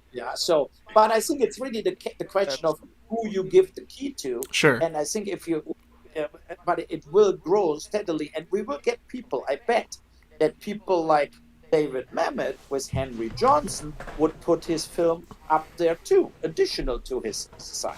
Sure. Absolutely. Oh my gosh, dude. This I can't believe that this is the first time I'm hearing this idea. I mean, that's the first time I'm hearing an idea like this at all, and it's like one of those things. It's like right fucking in front of you the whole time. Yeah, and truly. It takes you of a Boll to like say it. God damn it! Like, that's fucking awesome. No, but you triggered it. I was thinking exactly the same thing the whole time, but you triggered it today. That you say they are so outdated. You know, I have so many people, they say I scroll through the shit and I'm not interested in it anymore. I have a lot of people, especially on Netflix, where you watch the beginning of something, like when they show the little clip, when you click it Mhm. on, right? And you think like, nah, no. You Yeah. know, it's like the same and the same and the same, and they, you know, and you feel like that you watched 20 trailers and you still didn't want to watch one of them. then Right. then then the thing is the problem, that because they getting basically ex studio people, they they have already they're repeating stuff. Hmm. You know, like I know the Netflix people in Germany, they worked here for public TV, and this local stuff, like the German productions they do, they look exactly like the shit I watched 20 years ago in free TV. You know, and you feel like why I should watch this. Like there is no kicker to it because the people who work for these streamers have no fantasy. These are like basically not No filmmakers fantasy. themselves, and they whatever think the morning show with Jennifer Aniston is the best production ever Oh my done god. in the history of film. You know, like Hmm. that's really their taste. You know, so they're totally excited about it. They would all say Apocalypse Now was a great film, Raging Bull was a great film, Blues Brothers was a great film, but they would never give money for these films. Never. Right. They Yeah, you're would not wrong, destroy. man. They would Good totally point. Good point. never gave them any money for all these film classics. And I think it's a double-edged sword too, because I think a lot of a lot of films today that suck are because of this kind of like censorship and lack of imagination and creativity in the people who run the studios. But I think the other side of it too is that that kind of mentality for the last 15 to 20 years has bred a type of filmmaker who is the same, a type of filmmaker who just wants to like work with Jennifer Yes. Aniston on the morning show, and like who doesn't have that kind of spark in them either. That's one thing that I've really learned in the independent world. I live in Los Angeles, but even in the independent world out here, there is a difference between somebody who like a technician and a creative, even a craftsman and a creative. And I think that a filmmaker, a writer or a director or a writer director, their job, they have to be creative. You know what Absolutely. I mean? Like they Thanks. have to be a creative person. So like, and I think that this idea that you're talking about now, I think that is a great step into the return of creativity into the discussion. Um, Yes. so that's really cool. And I not only like that, that. but I think it's also a huge chance for a bit of like a communal boost too, for other filmmakers to interact directly and to kind of boost each other Yeah. up. You know, that's a big thing that thankfully here in North Carolina, and Gracie can attest to this too. We've been really blessed with this organization called the New Carolinas Film Collective, and that's their whole thing is networking and generating and finding ways for local filmmakers to mend that gap, to help each other out with their own productions, whatnot. And for this to kind of Yeah. be on a global scale could be huge, honestly, truly. Hmm. Write me an email with your email addresses. You do a group email, basically, right? And Mm. we go after it. Hell yeah. For Sounds now, good. I have to check out, but I will come back in of course. And we should actively looking into this, like how we do this, because I totally agree. Hmm. It needs this parallel development now of filmmakers omitting the middleman to the audience. That's the Absolutely. key. You know, otherwise we all are just slaves trying Yeah. to basically suck up to the streamers or spending money what we will never get back.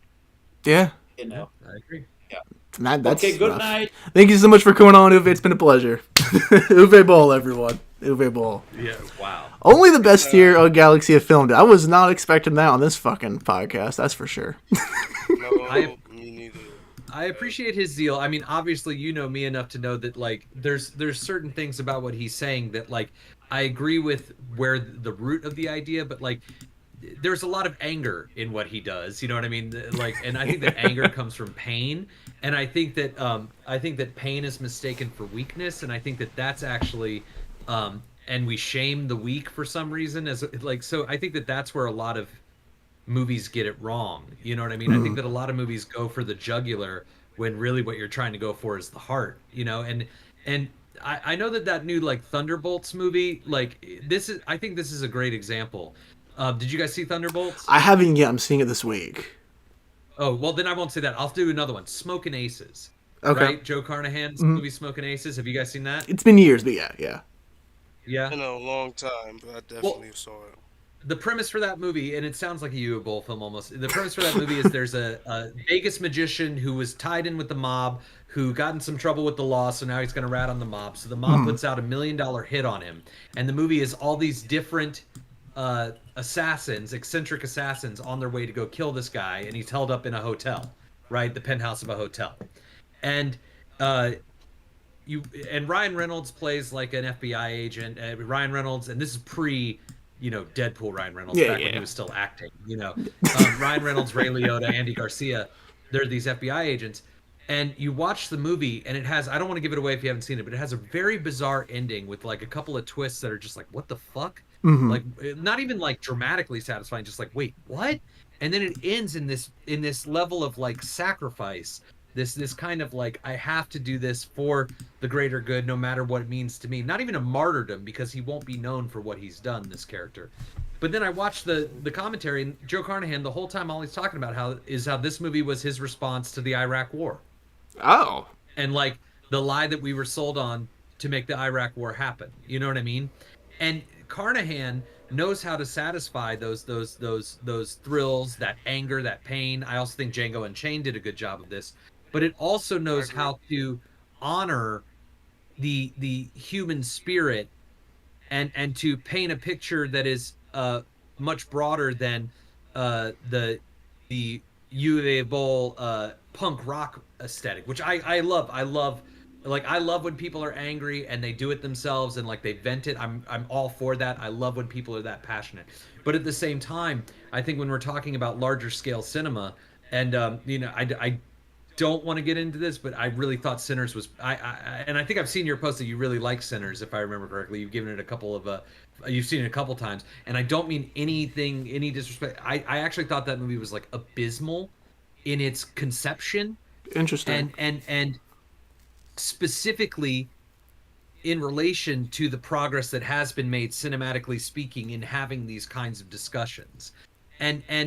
And there's a lot of, I think that there's a lot of closed-mindedness in Sinners, and I think that there's a lot of resentment in Sinners, and I think that it does more to support that closed-mindedness and resentment than it does to uplift. Because I'm just saying, like, just a brief example, when you talk about the history of Black culture specifically, and he's playing his blues song, well, those notes and scales and the guitar itself, those are European instruments. So like those are European instruments, and so this kind of the ideas behind Sinners are not fully formed enough to make such declarative statements, and what then people again, are walking. What's that? Again, it's not. And again, it's not solely about the instruments that people have played. It's about the music that specifically Black Americans, enslaved Black Americans, made out of that. I agree, You know what I'm but saying? I How agree totally. it ties to everything. I get it, but the idea too that like when you're either, like, I think it was the perspective is you're either a victim or a sellout, is kind of the perspective of when it comes to those vampires. And that what I found very interesting about the vampires, I use that term very loosely in the movie, but the vampires, they're not trying to appropriate these other cultures, they're integrating these cultures together, where suddenly all these cultures, and they're celebrating each other's cultures, but they have a unified vision and a unified mind. And again, the very fact that European scales and notes and instruments were used by slaves and by Black America to express these things, that is a good thing, in my opinion. I think that is progress. And I think that the movie is actively rejecting that idea of progress for the sake of like some kind of half-assed attempt at a message about appropriation that is not fully formed enough. And again, the fact that it ends with him slaughter, and I also vehemently disagree with the idea of rejecting. They paint it as religion, but the movie actually is actually speaking about spirit, rejecting the idea of like the divine for the sake of music, because I personally feel that all artistry, all culture, all comes from the divine. So like the inherent rejection of the divine, um, I also found to be pretty narrow-minded. Interesting. They Okay. painted I as didn't even get that. It was a well, personal thing because in the movie, Mm. we see Sammy and his dad at the beginning, and of course his dad is making sure he's prioritizing the church and his belief in God more than music. But see, it's definitely an internal thing with Sammy because of course he has an affinity for the divine, but it's just like you know all these things are in the way of how he feels creatively. So it's up to him. It's up to his own interpretation, and not only have that respect for the divine, but also have you know his own free will at the same time. two You know things what I'll I'm say to saying? that, though. No, I disagree, actually. I hear what you're saying, but I actually think that the movie Right. says something entirely different, because Okay. in the film, Okay. his rejection of that leads to his successful and fruit and long-lasting life. And in the scene where we do see him play his music, his connection is not to the divine. His connection is to other people. Like his connection is simply to the past and the present of his people, right? And that is a humanist perspective, right? The idea of that is that culture is born out of humanism. And then when he gets attacked by the vampire, he's quoting scripture, and the vampire literally says like yeah, like it's all bullshit, but I still. And again, they're trying to make a point of like like European religion, like a white Anglo-Saxon, like religious Christianity, whatever. But by not addressing his spiritual connection to the divine, and showing at the beginning of the film, that's also just bad storytelling, that at the beginning of the film he's leaving his dad's church and sneaking away so he can go to the nightclub, and then at the end he does the exact same thing. Like he just, like, there's no arc there for his character. Like it literally, and I'm not talking about like the flash forward at the beginning. I'm talking about the beginning of the story is him saying, no, I'm not going to do this, I'm going to go do this club thing with my cousin. And then at the end he's like, yeah, dad, even though I went through all that, it's still better than what you're doing here, so I'm going to go do my own thing. And I like to hear not you. You're talking about the post credits, like the. No, because he's in the church at the end with the guitar in his hand, and so he's rejecting it again, which he already did at the beginning of the movie when he decided to leave with his cousin with his guitar to go do the nightclub thing anyway. Okay. Okay. So what I'm saying, and then they also at the end in the post credits thing, when he comes in, Michael B. Jordan like confesses that, like, yeah, that was the last best day of my life because the last time I saw the sunshine, the last time blah blah blah blah blah. And it's like right, like again, it's a total rejection of divinity for the sake of uh it's just really close-minded. It was my issue with it. And A also rejection of indoctrination, not a rejection of divinity. At least that's but how then I see it. but then where is the connectivity to the divine? Where is that distinction? So again, if the thing is about the rejection of indoctrination, which I'll give you, totally, where is the the refined vision behind it of the separation between divinity and and religion, between faith and religion, between spirituality and the Christian version of God? And simultaneously, why are they afraid to show the positivity that comes out of a community of people who are inherently tethered to God, divinity, or spirit? Why are they afraid to show that side? Why is and here's the to me the answer is that they're not afraid. To me the answer is he's just not.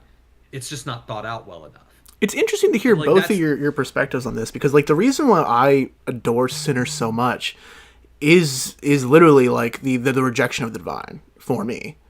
That's where I get my biggest connection from it. why is that? And seeing the constant struggle of Christian, because it's the thing I can relate to be honest with you. You know, like But you're I've talking about Me too. Christianity versus divinity, though. Say Like again? again, so well, but again, you're talking about religion versus like faith or God or the divine or spirit. You're talking about the man-made construct, the rules, the game book of Sure. people who have poorly disseminated that thing. And simultaneously, I mean, you guys are also very young, which is not a condescension or a criticism, but the more that you lived life, the more that you experience like being out in the real world, like the you actually see how how anything can be a religion, but everything can't be bad. So like movies right now are a religion in a way, right? Like out here in Los Angeles, I'll speak to Los Angeles. Like there's always, it has to be 35 millimeter, and like the big corporations are taking over, and you know, like blah blah blah. Like people are indoctrinated into that. Now, here's the thing. There's all good intent behind there. There's the good intention of like artistic integrity and what it means to express and what it means to connect with millions of people. Like it's all born out of the right idea, right? But bad interpretation leads to bad doctrine. And the problem with this big wide net that we have cast now, especially by the internet, you know, even pre-social media, this global net we have cast now, there's a wicked combination of bad faith actors and also people who are so excited or inspired by these things that they act on them when they might not be the right person to do it. They put the cart before the horse, and when you put the cart before the horse, no matter how good your intentions are, you're still gonna fuck up the delivery.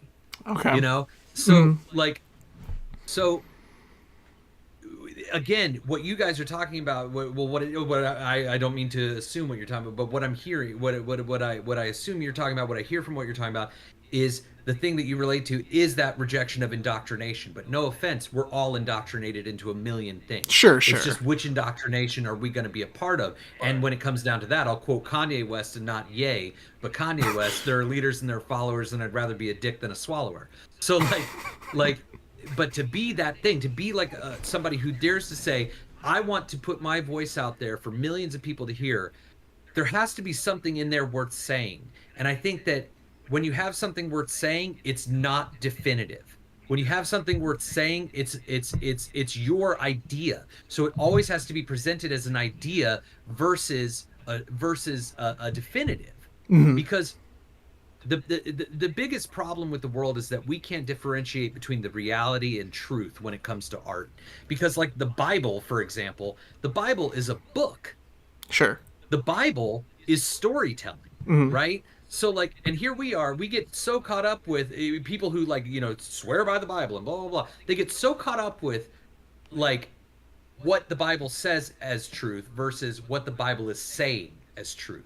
So yes, like, it doesn't fucking actually matter if in reality some guy named Noah, who was a couple hundred years old, built a boat and put 2 fucking zebras and every other animal on it.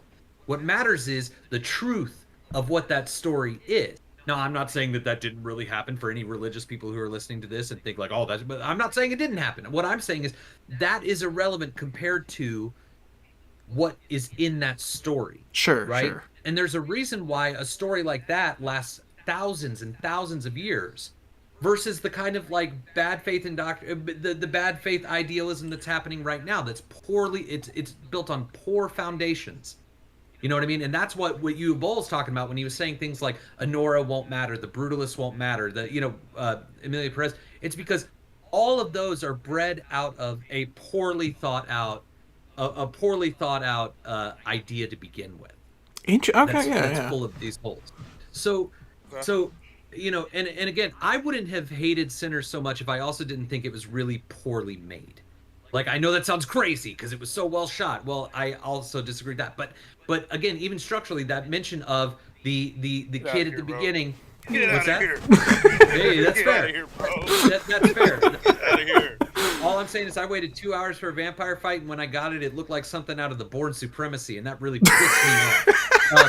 But that even from a storytelling standpoint, and I'm not even talking about like subjective ways that like stories should be structured or told, because I don't believe that there are rules to that. But the very fact that our character starts and ends in the same place, that's problematic to me. That to me that's what speaks to me that the movie is closed-minded. Like, he doesn't like religion. He's already rejecting it to begin with, and that's what he does at the end of the movie too. His father's religious indoctrination. I hear you. Okay. And again, the fact that they failed to show a positive side of that, which that's kind of what Boll was talking about, but the flip where he was talking about let's make things, you know, like let's make them both look like assholes, right? You know what I mean?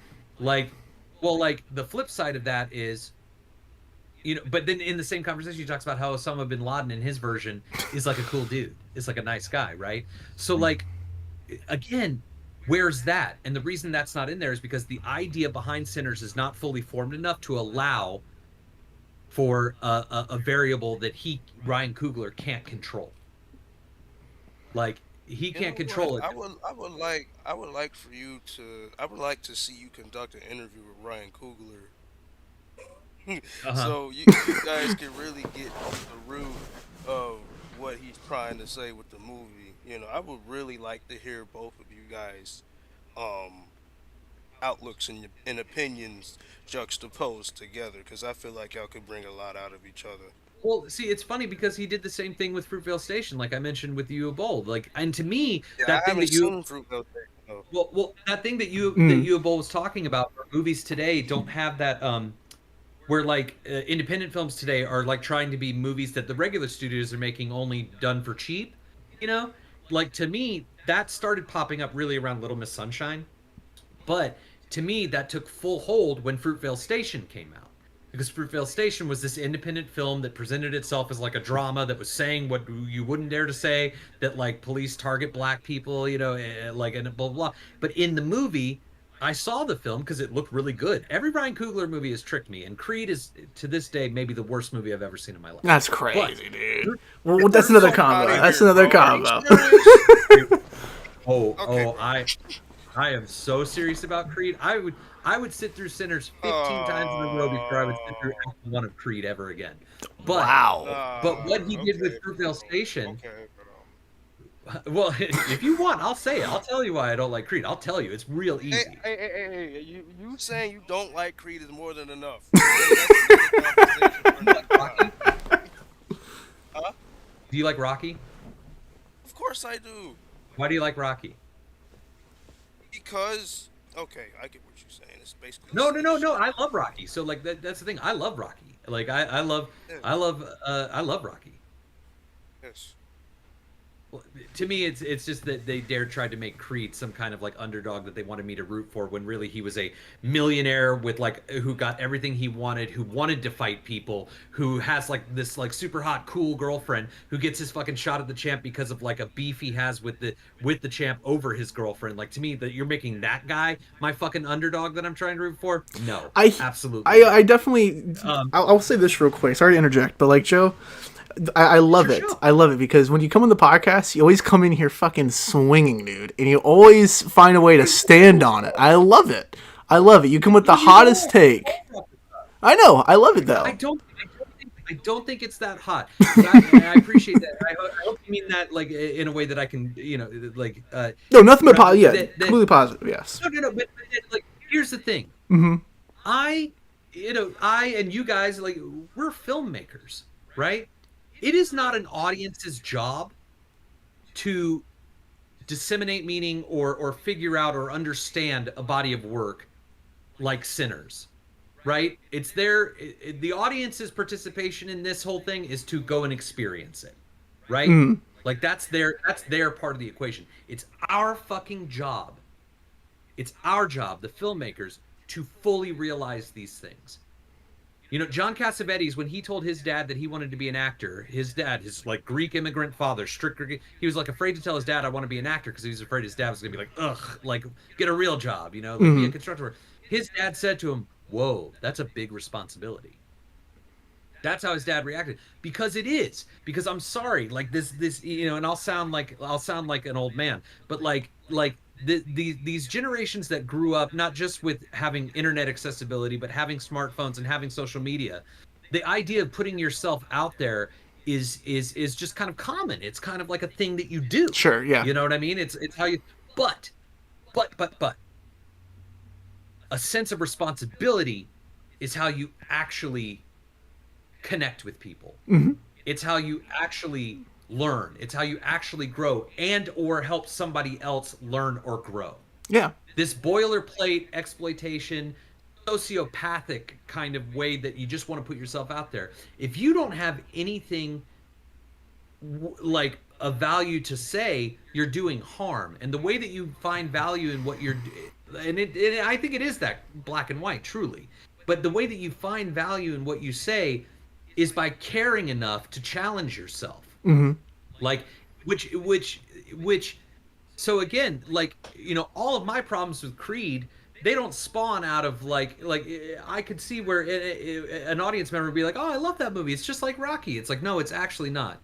Rocky grew up, no parents, wanted to, literally raised on the streets, didn't want to be violent, has a good heart, but all he can get work doing is being some kind of heavy, some kind of goon. And so what does he do? He tries to use that in a safe and healthy way of boxing in the ring, right? But it's not taken off from him. And who does he love? He loves the one girl who works at the pet store that nobody else can see the beauty in except for him. And when they finally connect with each other in their first date, we, the audience, see her beauty too through Rocky's eyes, and she is the most beautiful woman in the entire world. And she sees him, and she cares about him, and she's the only person who sees his heart, which is and when he gets asked to be in the ring, he's being exploited, he's being made fun of, and the painful thing is he knows that, and it's through her that he sees the value that he didn't even realize he was devaluing himself. And when he sees that value, he's able to go to the distance, and as soon as he does, what's the first thing on his mind as cameras are being run in his face in that ring? Adrian. And she comes down the fucking aisle, gets in the fucking... I'm almost going to cry. She gets in the ring, her hat falls off. The first thing that Rocky says is, where's your hat? Yeah. Like, he just got pummeled by the champ. And he loves her so much. Where's your hat? Juxtaposed with Creed, who, okay, his father, he was an orphan, but he got raised by, millionaire parents. He has a good paying job. He's high up. He gets a promotion. They don't say what the job is. It's very, like Lifetime movie 101. Like, you just got your promotion at work. He gets a promotion. Yeah, Creed 1 is like that. Fighting is in his blood. Fighting is in his, he has to, like, the family name, and like he has to blah blah blah, like, because of his resentment towards his father. So then he moves to Philadelphia. He's got money. He gets this beautiful, badass, awesome loft, and right below is this really beautiful, cool, hip woman that, but she has tinnitus, but like that he gets with like kind of instantly. And then he gets Rocky to recruit him, and when Rocky tells him that he has cancer, what is Creed's response? He says, how could you do this to me? He says that to Rocky when Rocky's like, I got cancer. He says, how could you do this to me? At that point, I thought the movie was going to be about this kid needs his fucking ass whooped one time to put him in his place, to make him realize, like, I thought that's where the movie was going, because I had faith in somebody who would spend $20 million, $30 million and take up the mantle of a franchise that's so powerful. But no, he just fucking wins. Like, well, he loses in Creed, no? I thought he... Well, but what I mean is, like, he just gets it. No, he didn't. No, I mean that he wins in general. I hear you, like, yeah, in the way yeah. Like, that he ends successful. He didn't have to be taken down. Like, he didn't have to, like, learn anything. And again, that's fucking dangerous, because an audience, and I'm not criticizing or blaming the audience, an audience will take away the same thing from Creed that they will from Rocky, because they're not creative in that way. And it's not a diss to say that somebody's not creative. That's not an insult. I'm not a fucking mechanic. You know what I mean? But when you are creative, you are in charge of that difference. You are in charge of not leading people down a bad pathway, whether it's fucking Creed or your short film, or the film that you won't tell us the title of, which that's good marketing, because like I really want to know what the title of your fucking movie is, man. But like that is a huge responsibility. And so when I see people not honor that first when they make a movie, and again, it's easy to say when you're not in the corporate world and all this kind of stuff, but again, if you want to do that, you have to do it. And that's why I appreciate somebody like you, Boll, who he's angry, he's pissed, and all he knows is violence in his perspective on how these things piss him off. So he's going to get it done his fucking way or not. That's it. You know what I mean? And if more creatives were like that, movies would either be much better, or they'd be so bad that the creative movies, no matter how cheaply they were made, would be the ones that people are watching. It would be one of the two. Sure. It really would. Like this gatekeeping in this industry has turned into elitism, and audiences, they can smell it. That's why things are shifting. That's why things we can tell. Like, I would not be a movie lover if it wasn't for the fact that my dad took me to a movie every single Friday of my life. And that's not an exaggeration. Every Friday. And why did my dad take me to a movie every Friday? Because we were fucking poor. And it cost $7 for us to go to the movie together, because it was a $3.50 matinee. If movies cost $12 to go see, or worse, what you just fucking said that pissed me off, $20. Oh, like the Deadpool shit? Yeah. If it costs $44 for me to get in the door, even adjusted for inflation, I wouldn't love movies. Yeah. I just wouldn't. So, look, Sinners has got a lot of people excited about movies again, and specifically about theaters again, and it does have. I will give it that it is an elevation above the bullshit movies like Logan, which are like pretending to be grown up movies, but they're really just Really? Like, Oh, Okay. come on, bro. God damn. I just said Sinners is Shit. better. Do you think Sinners is better than Logan? Yeah, but I love We Logan. agree. So again, that's what I'm saying. That like I'll give Sinners the benefit that like it is higher in elevation, if you will, creatively than the other things that are being shoved down our throats, right? Mhm. But conversely, responsibility.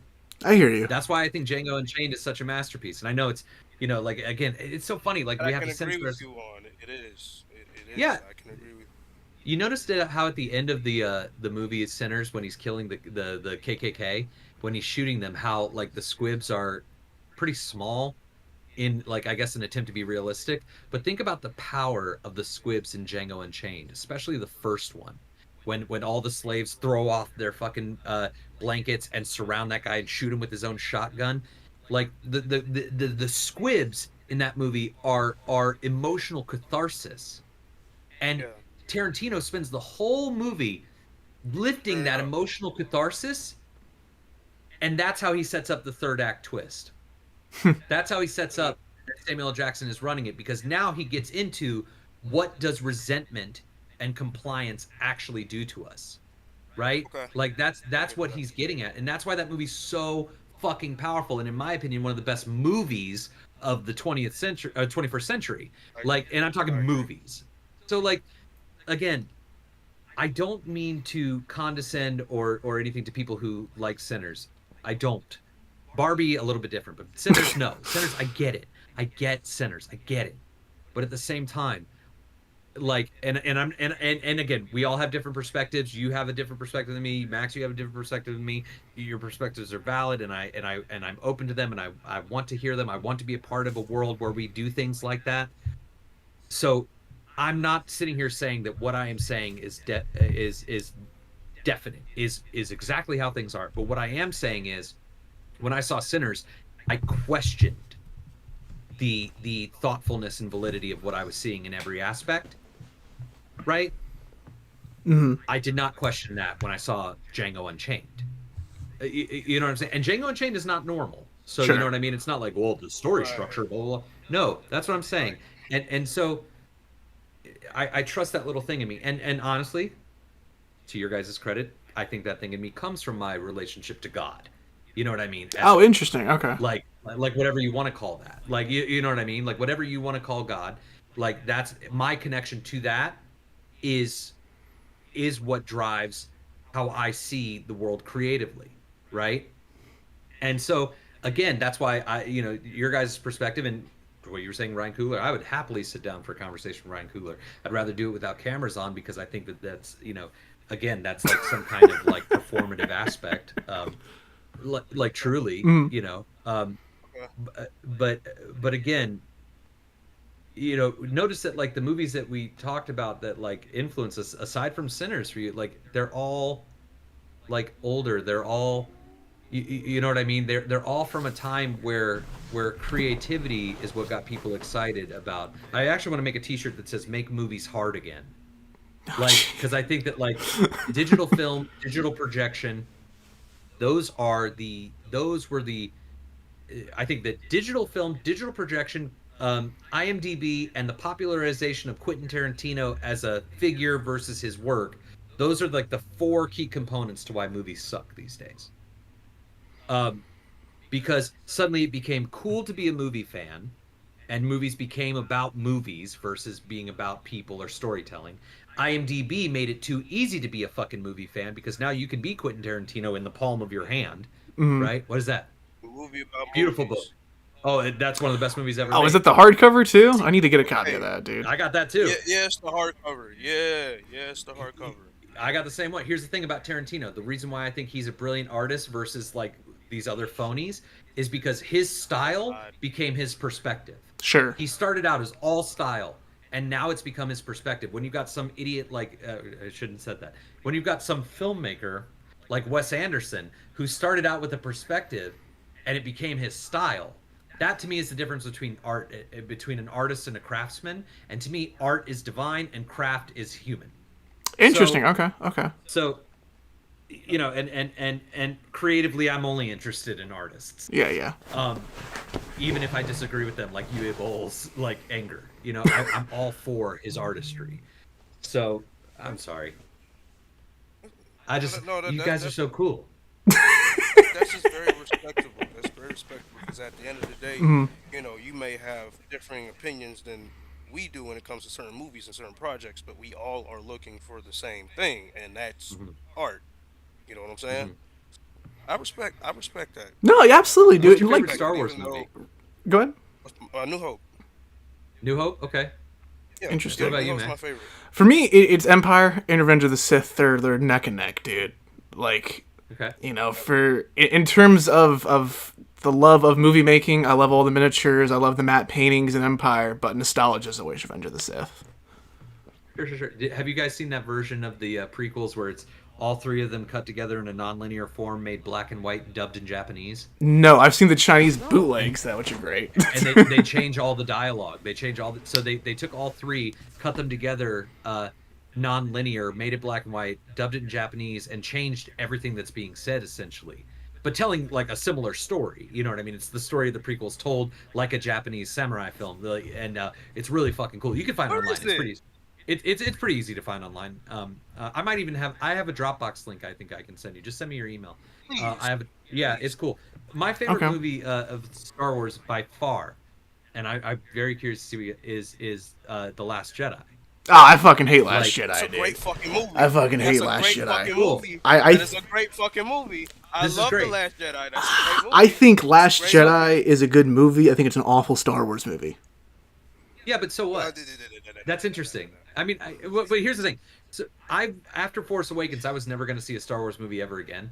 Oh, Like, really? I Okay. never Come cared. on, bro. When I grew love up, The Force Awakens too, man. I love The Force Awakens. well, I see, think when I was growing up, I didn't latch on to Star Wars. Like I'm a little older than you guys, but I like Star Trek. I didn't hate Star Wars or anything. They just didn't do a whole lot for me. I liked Empire, you know, but the New Hope and Return of the Jedi, I watched those movies once, you know, but like Empire, I watched a few times. But anyways, and I liked the prequels actually. I actually, it's funny, I don't like Revenge of the Sith. I like the first two prequels. What? Interesting. Okay. Yeah, I know. Phantom Menace is okay. Attack of Clones, I think, is pretty bad. Well, yeah, I don't disagree that it's bad, but I like it. I you know, I'm sorry, but when you're making a space opera, political thriller, noir, satire kids movie, when that's your goal with your movie, yeah, it's probably going to be pretty fucking hard to make and not very good. But the fact that he did that with Attack of the Clones, I'm like, damn. Like that's I think that, he did that and more. to add, it's the first one with all digital sets.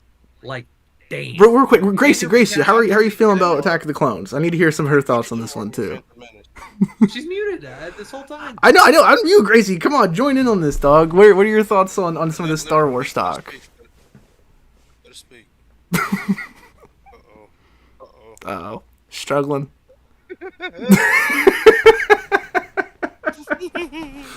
Of course, of our luck, dude. Our timing. Well, I'll just pause. Last Yeah. Jedi, I only saw it because my ex-wife wanted to go see it. Like I was just so done with them after Force Awakens. My ex-wife wanted to go see it, and Ryan Johnson was making it, and I really liked Ryan Johnson at that point. I still do. But I went to go see it, and 2 minutes in, I trusted the movie, and by the end, I was in tears. I loved it, and I turned to my ex-wife and I said, "That is one of the best movies I've ever seen." And she turned to me and she went, "You liked that?" And that is the moment that I knew. That is the moment that I knew that we were going to get divorced. And it wasn't because she liked it or because I liked it and she didn't. No, but I could tell that like what matters to me, what mattered to me, what I connected with, she was completely separate of. Like Sure. she didn't connect with things in that way. And I'm not making this up. I've gotten the privilege of showing my current wife, the love of my life, the woman I'll be married to the rest of my life. If she's listening, she knows that, and I'm not just saying that because she'll be listening. When I show her a lot of new movies that she's never seen. She's not seen a lot of movies, And during COVID, we watched all the Star Wars movies because she had, believe this or not, had never seen a Star Wars movie. Really? Right. Okay. And so, Okay. and I didn't, and honestly, I know I sound very whatever, but I didn't want to give any kind of like bias whatsoever. I want people to enjoy what they enjoy, right? So we watched them all, and the order she chose to watch them all is in the order that they happen. So like Okay. we started with Phantom Menace and then Attack. You know, we watched them in like that order, including Rogue One and Solo. We watched them all, and she was enjoying them. She loved A New Hope. A New Hope was the first one that she like really loved. But when we got to the end of Last Jedi, she was in tears, and she goes, holy shit, why aren't any of the other movies like this? And I was like, you like that? And she started talking about this is what this movie is about, what these movies are about. Like, and about the Force, and about, and like, and she goes, Luke Skywalker defeated the Empire without a single blow. Like, he was so connected to the Force that the Empire crumbled on itself in its presence. You know, like, and I'm like, yeah, absolutely. Like, That's exactly what it was. Absolutely. What it was. It's almost like for a Star Wars movie, is possibly almost the most like realistic, because and spiritual, I would argue. Very spiritual, because you think about how how they delved into the different nuances of the Force, whether that be the light side, the dark side, even the gray side. You know what I'm saying? They delve deep into all of that, and how each and every single side has its downsides. You know what I'm saying? And why Rise of Skywalker, not Rise of Skywalker, and why Luke Skywalker in that movie is such a fucking space hobo, because it's just like, yo, I've tried and I've tried. I've tried to recover my bloodline. I've tried to do this for myself, Right. and it's just like every time I try to do it, it seems like there's always a reason for me to fail, and I'm tired. You know what I'm saying? Because of his hubris, which actually is brilliant, because it's also a metaphor for the Star Wars movies in general, which is part of what Ryan Johnson is doing in that film. That's brilliant. But remember, when he teaches Rey about the Force, he gets mad at her because she immediately goes right to it. He's like, you went right to the dark side. Dark. And why does that upset him? Because he failed at confronting the dark side. He went to the dark. Right. It was a moment of weakness. It was a moment of weakness. And his hubris is that you're going to the dark side because you're weak too, like me. When no, she had to face the dark side. She had to go confront the dark side of herself to be able to overcome the pressure of what her parents were, who her parents were. When she finds out that her parents were drunks who sold her for whatever, like for drinking money, that frees her. It's actually one of the most powerful moments in Star Wars. But again, if you're just watching Star Wars because you like the soap opera quality, which is again not a criticism, of course you're going to reject that movie. And I'm not saying, Max, that's why you do. But I'm just saying, like, of course that's going to piss you off, right? But if you're actually getting to what it's about, something deeper than what Lucas even had an interest in addressing. Lucas talks about these like they're nothing, like, and he means it. He's like, oh, I made Star Wars as a lark. When you actually start getting into the thing that made Star Wars what it was and what's made it last this half a century, when you start getting into that, man, that's scary. That is facing the dark side. You know what I mean? And so again, I find that movie to be in every way, shape, and form one of the best movies ever made. The whole your mom joke at the beginning aside, like that's like that. And I also think the moment where Luke throws the lightsaber. Check this out. A lot of people hate that moment, right? He gives it to him and he like tosses it. What if he had done that dramatically? That's the one beat that I have criticism of in that movie. That it's like what if he had just like no, versus making a joke out of it. You know what I mean? Like that's one of Ryan Johnson's weaknesses. He has a twee humor kind of sensibility, but he's a brilliant storyteller, and I like what he's focused on. We should do a podcast sometime on Knives Out versus Parasite. Oh, interesting mix. They came out the same year. Yep. They came out the same year, and they're about the same thing. They're literally not only story wise, but also sociopolitically, they're about the same thing. Are you unmuted now? Gracie, jump in. Yes. Come on, homegirl. Thank you. I didn't notice. Hi, I'm Gracie, and I'm with Tina here. Nice So that'd be an interesting one too.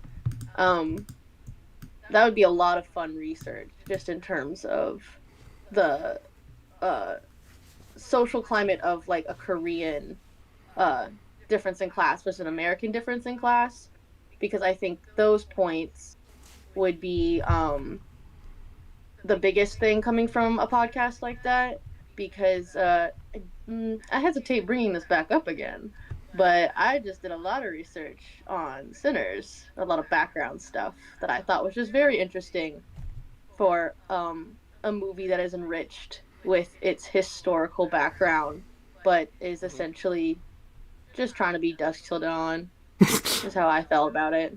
No, I get that. I think my biggest critique about Sinners is not having a cameo from Fred the Hammer Williamson, to be honest with you. Why not, dude? Okay. Oh yeah. I love Fred Williamson. That's reasonable. Yeah.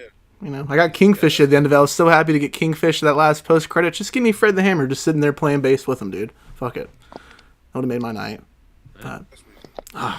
Let's, dude.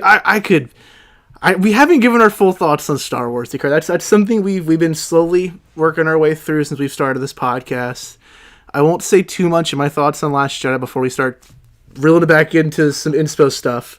I will say my biggest thing that I really hate about Last Jedi is its absolute just waste of an arc for Finn. I think his attempt of a sacrifice is worthless. If Finn had died, he would have had. Dude, no. If That's that fatalist shit. no, man, I think if can agree with hear you. me out. I think if Finn had Shit, I can agree with fuck Canto Bite, boring as fuck, ugly as hell, CGI mess, dude. I just hate it. If Finn had died, dude, he would have completed his whole arc. Truly. No. Why do you, dude? I disagree. Because He's not it's the wrong hero. fucking message. What's- It's the wrong fucking message. Okay. They even say before he's trying to do it that they don't even know if that'll work. Oh, They yeah. literally say like we have to like. So here's the thing: when Rose says to him, "You don't win by destroying the thing you hate. You win it by saving the thing that you love." Mm-hmm. Right? Like that's like the sentiment of what she says, if not verbatim what she says. Sacrificing yourself is an ego-driven motivation. Like he's so angry, he's so upset at what he's become. He's doing it to be the one who can do it. He feels he's the only one who can do this thing, who's willing to do this thing. It's all ego driven, and that's not the way that you maintain like harmony. Like he is of much more use alive than he is dead for no reason. Like he's not fucking Randy Quaid at the end of Independence Day. His arc is not complete. Mm-hmm. Like truly, like because he was one thing, now he's something else. But now you have to have the fully formed idea of what those two things living side by side in the same person are. That's an arc. You've got Act 1, you've got Act 2. You need Act 3, right? If he had just killed himself, that's like, you know, like if Superman sacrificed himself because that was the only way to go down, right? Like that's the end of Batman vs Superman. That ain't the end of Superman's arc. So again, I hear you. Okay. I vehemently disagree with the fact that that's a bad ending for his arc. Now, what I will agree with is that because it became what they did with it in 3, it becomes invalid. Like J.J. Abrams tried to do the same thing that Rian Johnson did, but J.J. Abrams is not as smart, creative, talented, or interested as Rian Johnson. Because Rian Johnson... I don't even blame Abrams for that. I don't blame Abrams for Rise of Skywalker. I do, because he was willing to say, you're right, to all the people who couldn't handle the challenge that was laid before them. Like, he was the one guy who said, all right, you're right, I'll do that. You're right. So I do put the responsibility on him. Because when he came out with Star Wars, with Force Awakens, they needed a surefire hit, so they fucking did everything they could to make sure it was everything that you liked about Star Wars and nothing you didn't like. Period. The end. Right? I can agree on that. Rian Johnson said, no, that's not storytelling. That's not purpose driven. That's taking something that inspired children and turning it into a product. Like, no, that's not okay. And that's why he has fucking Yoda say that it's the job of the Padawan to be better than us, to surpass us. It's the job of the next generation to pick up to outlive us, to outgrow us. And that's what Luke's resentment is in Last Jedi. It's brilliantly laid out. All masters. We need to do a whole dissection on this, because this is a 4 or 5 hour long topic. I can go all day about those sequels, dude. I love it. I love it. I think all raised watching Billy Jack. If you watched Billy Jack growing up, you would think the Last Jedi was amazing. No. You just sound like you swallowed your microphone and then digested it. I have no clue what that was, but yes, we'll get Joe on the Last Jedi podcast. We'll put a pin in Star Wars because we will just dive down that rabbit hole for hours. Let's reel it back in. I want to hear Gracie's influences. Yes, I want to hear Gracie's thoughts because we were talking about horror earlier. We were, and I had a perfect loophole or a perfect segue, and I didn't get to bring it together. Say again? Did I even say what my influences were? Not yet. We're gonna get to you. You haven't been muted for an hour and a half. You said Sinners, and you Yeah, said we're gonna get to you. you said Sinners, and you said something I can't remember now because it was so long ago. I'm sorry. We're gonna come back around. Yeah, We'll talk about the rest of the films. Gracie, Yeah. please go over some of the inspirations for your films. Like I mentioned earlier, and I was discussing, we were talking about Joe's I Don't Know and how that made my top 10 list. There's another little independent film that made my top 10 list last year, and that is, of course, Hell Squad 2. One of my favorite things that came out last year, and a fucking fun-ass horror film, truly. We've obviously talked so much about it off camera, behind the scenes. Clearly we work together, so it's not like we haven't, shot the shit and talked about what makes a movie 1,000 times before. But please go into some details of what inspired you guys for Hell Squad 2. Oh, dude. Well, first of all, I didn't know that. I didn't know that it made your top 10. Yeah, That's dude, awesome. fucking love it. Oh my god, I can go on all day about that shit, dude. It's great. I mean, if we're talking about, so I'll talk about myself as like an individual filmmaker. Okay. First, and I also had a dad that would take me to the theater, and I remember he picked me up from the neighbor's house, which was crazy because my dad would never do that because we live like 200 feet away from that house, and he's like, "That's gas. You need to walk home." He picked me up, and he took me to the theater, and there was a giant standee of Batman on the Dark Knight motorcycle, and he was like, "What do you want to see? Do you want to go see the Dark Knight?" And I went, "No." And we went and watched The Mummy 3, and I had a Tomb of the great Dragon time. Emperor. Yeah. Yeah, for a movie that nobody remembers. And it was, I think about that a lot because you were talking about what's your favorite movie, and my favorite movie is The Dark Knight. Oh, okay. And there isn't a really, that answer I think always shocks people because it's not a movie that necessarily I watch and I go, I want to make movies like this. It's just a movie that gets me going. I get that. I'm not sitting there being like, oh, how did they do this? Because that's how my mind works for everything I watch. And it's the only movie that I watch and I just enjoy. And so there's that side of me that just wants to watch to enjoy. And I find movies like that where I'm like, I just don't want to think about this. I just want to watch it. Sure. And then there's a side of me that has to pick everything apart. And that's the part of me that would go on, I don't know if I can, well, I would go on a very government-approved site and watch everything that I could. And I watched Desperado. And I looked up all the background for that. And that was a movie that I went, how did they do everything from this? And I learned that Robert Rodriguez was using wheelchairs and his friends and connections. And I was like, this is easy. I just have to ask people for stuff. And so we started shooting movies out in my backyard with a flip camera because I was like, wait, you can just do it. And that's been my perspective on filmmaking going forward is if I see it and I like it and I go, I want to do that, I'll just do it. Sure. And that's sort of how I ended up making my first feature was I was just like, I'm just going to do that because what is stopping me, I guess? Because I feel like a lot of people want to make something like the thing that stops people is like camera, money, and like cast. And I was like, well, I don't have any of that. So let's see what happens. So Desperado is definitely on the list of films that inspire me. The other film that I listed for the horror area was Lights Out. Okay. Which is interesting because that director, I'm a little like, because he recently did Until Dawn. Oh, Until the Dawn PS remake of him, or the not remake, the PlayStation adaptation. adaptation. Yeah. Yes, which is a fabulous movie, actually, that I think uses IP to get people in seats. I think if it didn't have the Until Dawn sticker on it, it would be fabulous. It would be a fabulous movie. And I still think it works, but I have a lot of thoughts on Until Dawn. Okay. Lights Out, I watched on the back of a bus in Austria, and I just had it out and was like, "Oh, you guys want to see something?" And I was like, "What's this short horror film? We're bored in Austria, riding this bus through fields."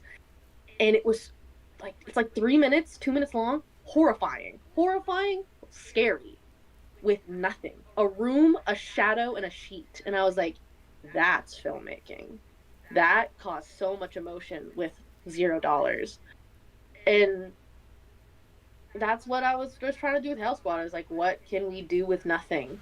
And every time we hit an avenue, it was like, oh, well, I don't know, how about this? I don't know, how about this? And it just created a lot of fun conversations of more of my appreciation for filmmaking comes from a tactile perspective of getting my hands on stuff and being creative. And so films that inspire me are definitely stuff where I can see people's fingerprints on it. I love seeing mistakes. I love seeing the lights on in the background. I like seeing equipment. I like seeing a boom mic. I don't like the pristine film that necessarily has to get, that's the Dark Knight side of me Sure. that wants to see something and get lost in that. And then there's a side of me that thinks it's hilarious that you can see the wrench in Michael Myers' hand when he hits the side of the window. And so there's just like the duality of man, I get of that. how I go about filmmaking, which was why I was so excited with I Don't Know, Joe Black's film, because I remember seeing that trailer and I was like, oh, this looks extremely like tactile. Like I could see everything, that it just looked very homegrown, handmade. I wanted to make this, so I did. And it's one of the few trailers that I remember from the Galaxy of Film Showcase. Oh, yeah. Because I was I like, that forgot. looks like Yeah. I would like. And I haven't had a chance to watch it yet because I thought it wasn't out. It's not. If it's out, it's not out. Okay, never mind. No, Then I haven't. not yet. We actually just finished it on Tuesday. It Oh, has cool. it has been sitting unfinished for almost a year at this point because I had one shot to get, and I was like, well, I'm gonna have to do a 5.1 mix for Anchor Bay eventually anyway, so I'll just wait until I'm ready to do that to get that one shot. Ah, that's fair. So I got the one shot. It's in there now. So. Respect. There you go. I'm so like. I I appreciate that you like that trailer. I'll send you a link to it. You can see it if you'd like. Did you when you got into Desperado and things like that, did you do the thing that every kid my age did? Did you read Rebel Without a Crew and did you watch El Mariachi and all that? Oh yes, yes. Which one do you like more, El Mariachi or Desperado? I like Desperado, but well, I like Desperado not because I'm sitting there being like, this one has more money. I'm like, it's so cool when he runs across the bar. And that's where my love for it is going. Is you can see the springboards. What did you like? What about the third one? Oh my god, Secret. I used to be obsessed with Johnny Depp and have a private collection of all of his DVDs, and so I watched Once Upon a Time in Mexico religiously because I thought it was one of his best looks. And so that was me at 9, unsupervised. Until Tusk, I thought that was his best performance. Oh, really? I still need to watch Tusk. That is... Naima always gives me shit for not watching that. Like, every time I see her, dude. Every time. If I made a list of movies I wish that had my name on it as writer-director, that's one of them. Really? So hokey. Tusk, Beverly Hills Cop, Pineapple Express. Those are like the 3 that come to mind. Wait, which Beverly Hills Cop? Which one? The first one, but I actually love all 4 of them. I saw the 4th one a year before it came out. I got to see the 4th one in a theater. That's cool. Which I'm very grateful for. I love those movies. But that's nice. I asked about Robert Rodriguez about El Mariachi and all that because it's interesting to hear. I mean, I assume that you're significantly younger than me. You talk by the time The Dark Knight came out, I was like, well into my. I was in my 20s. I liked it, which was saying a lot compared to how much I hated Batman Begins. I walked out of Batman Begins. But, oh my god, bro! But Dark Knight Rises is probably my favorite of that trilogy. Not probably, no, it's definitely my favorite. But it's interesting that like Nolan and Rodriguez, they actually share a commonality, in my opinion. They're 2 sides of the same coin, which I think is cool that you're drawn to it because they're both craftsmen, versus like they're more about the form, which is great. They're more, Christopher Nolan, especially in his movies, the emotional content of his movies, it's all kind of like boilerplate, or like, like from the handbook. You know what I mean? Like in Dunkirk, oh, we have to care about somebody. Well, have a little kid and have him hit his head. You know what I mean? Like it's Yeah. very like Interstellar. It's like, well, we have to care about. Well, he has a daughter and you can't see her. It's very like he intellectualizes emotion. Which I think that Robert Rodriguez is a better craftsman than Nolan. I think you can see in Robert Rodriguez's career when he lost interest in what he was doing. Um, I would say that began with Machete, the first one, where you could tell he was just on autopilot. And I think his kids coming back into growing up now, I've kind of like reignited his fun for making movies again, and I'm very curious to see where that's going to take him. Because up through Planet Terror, he was a hero to all of us, like my age, because he was that guy. Like you said, he was the guy who literally wrote the book on no money making, no money filmmaking. You know what I mean? Yeah. And it's interesting now. I just rewatched the Mariachi trilogy actually. Gosh, like 2 weeks ago. I hadn't seen them in forever, and El Mariachi to me is like, movies at their best. I never cared for Desperado, interesting enough. I saw it on opening day. Saw it on opening day with my mom and my dad, which is very rare that my mom would go to a movie with us but this one had Antonio Banderas, so she was going to go. And that's one of my mom's top 5 favorite movies. I actually asked my mom one time, what are your 5 favorite movies? And I swear to God, she goes, Chairman of the Board, Super Troopers, Desperado, The Life Aquatic with Steve Zissou, and Road Warrior. Those are my Okay. Good for her. Mad Max 2? Yeah. And my dad, I remember my dad's too. I swear to God, my dad's was the first Terminator, the Battle for the Planet of the Apes, Star Trek II, The Wrath of Khan, 13 Going on 30, and Dude, Where's My Car? Oh my Dude, I like god. my dad. Those are my dad's 5. Dude, where's my car? I remember actually seeing one of my earliest memories is seeing Terminator 2 in the theater with my dad. I saw it in the theater and I was bored out of my mind. I was a kid. I was like 5 or something. I just hated it. And we'd watched the first one the night before. I don't remember watching it, but apparently I really enjoyed the first one. But we were watching the second one. And I remember just hating it. And then when the credits rolled, I look up at my dad. My dad looks down at me and my dad goes, just like that, like thumbs. I was like, awesome, like, yeah, cool. Like my dad's not into Terminator 2. I think that's really funny. That's funny. Neither am I. But again, back to what you're saying. Rodriguez was our hero. Every film student wanted to be Quentin Tarantino when I was coming up, but every filmmaker wanted to do it the way Robert Rodriguez did.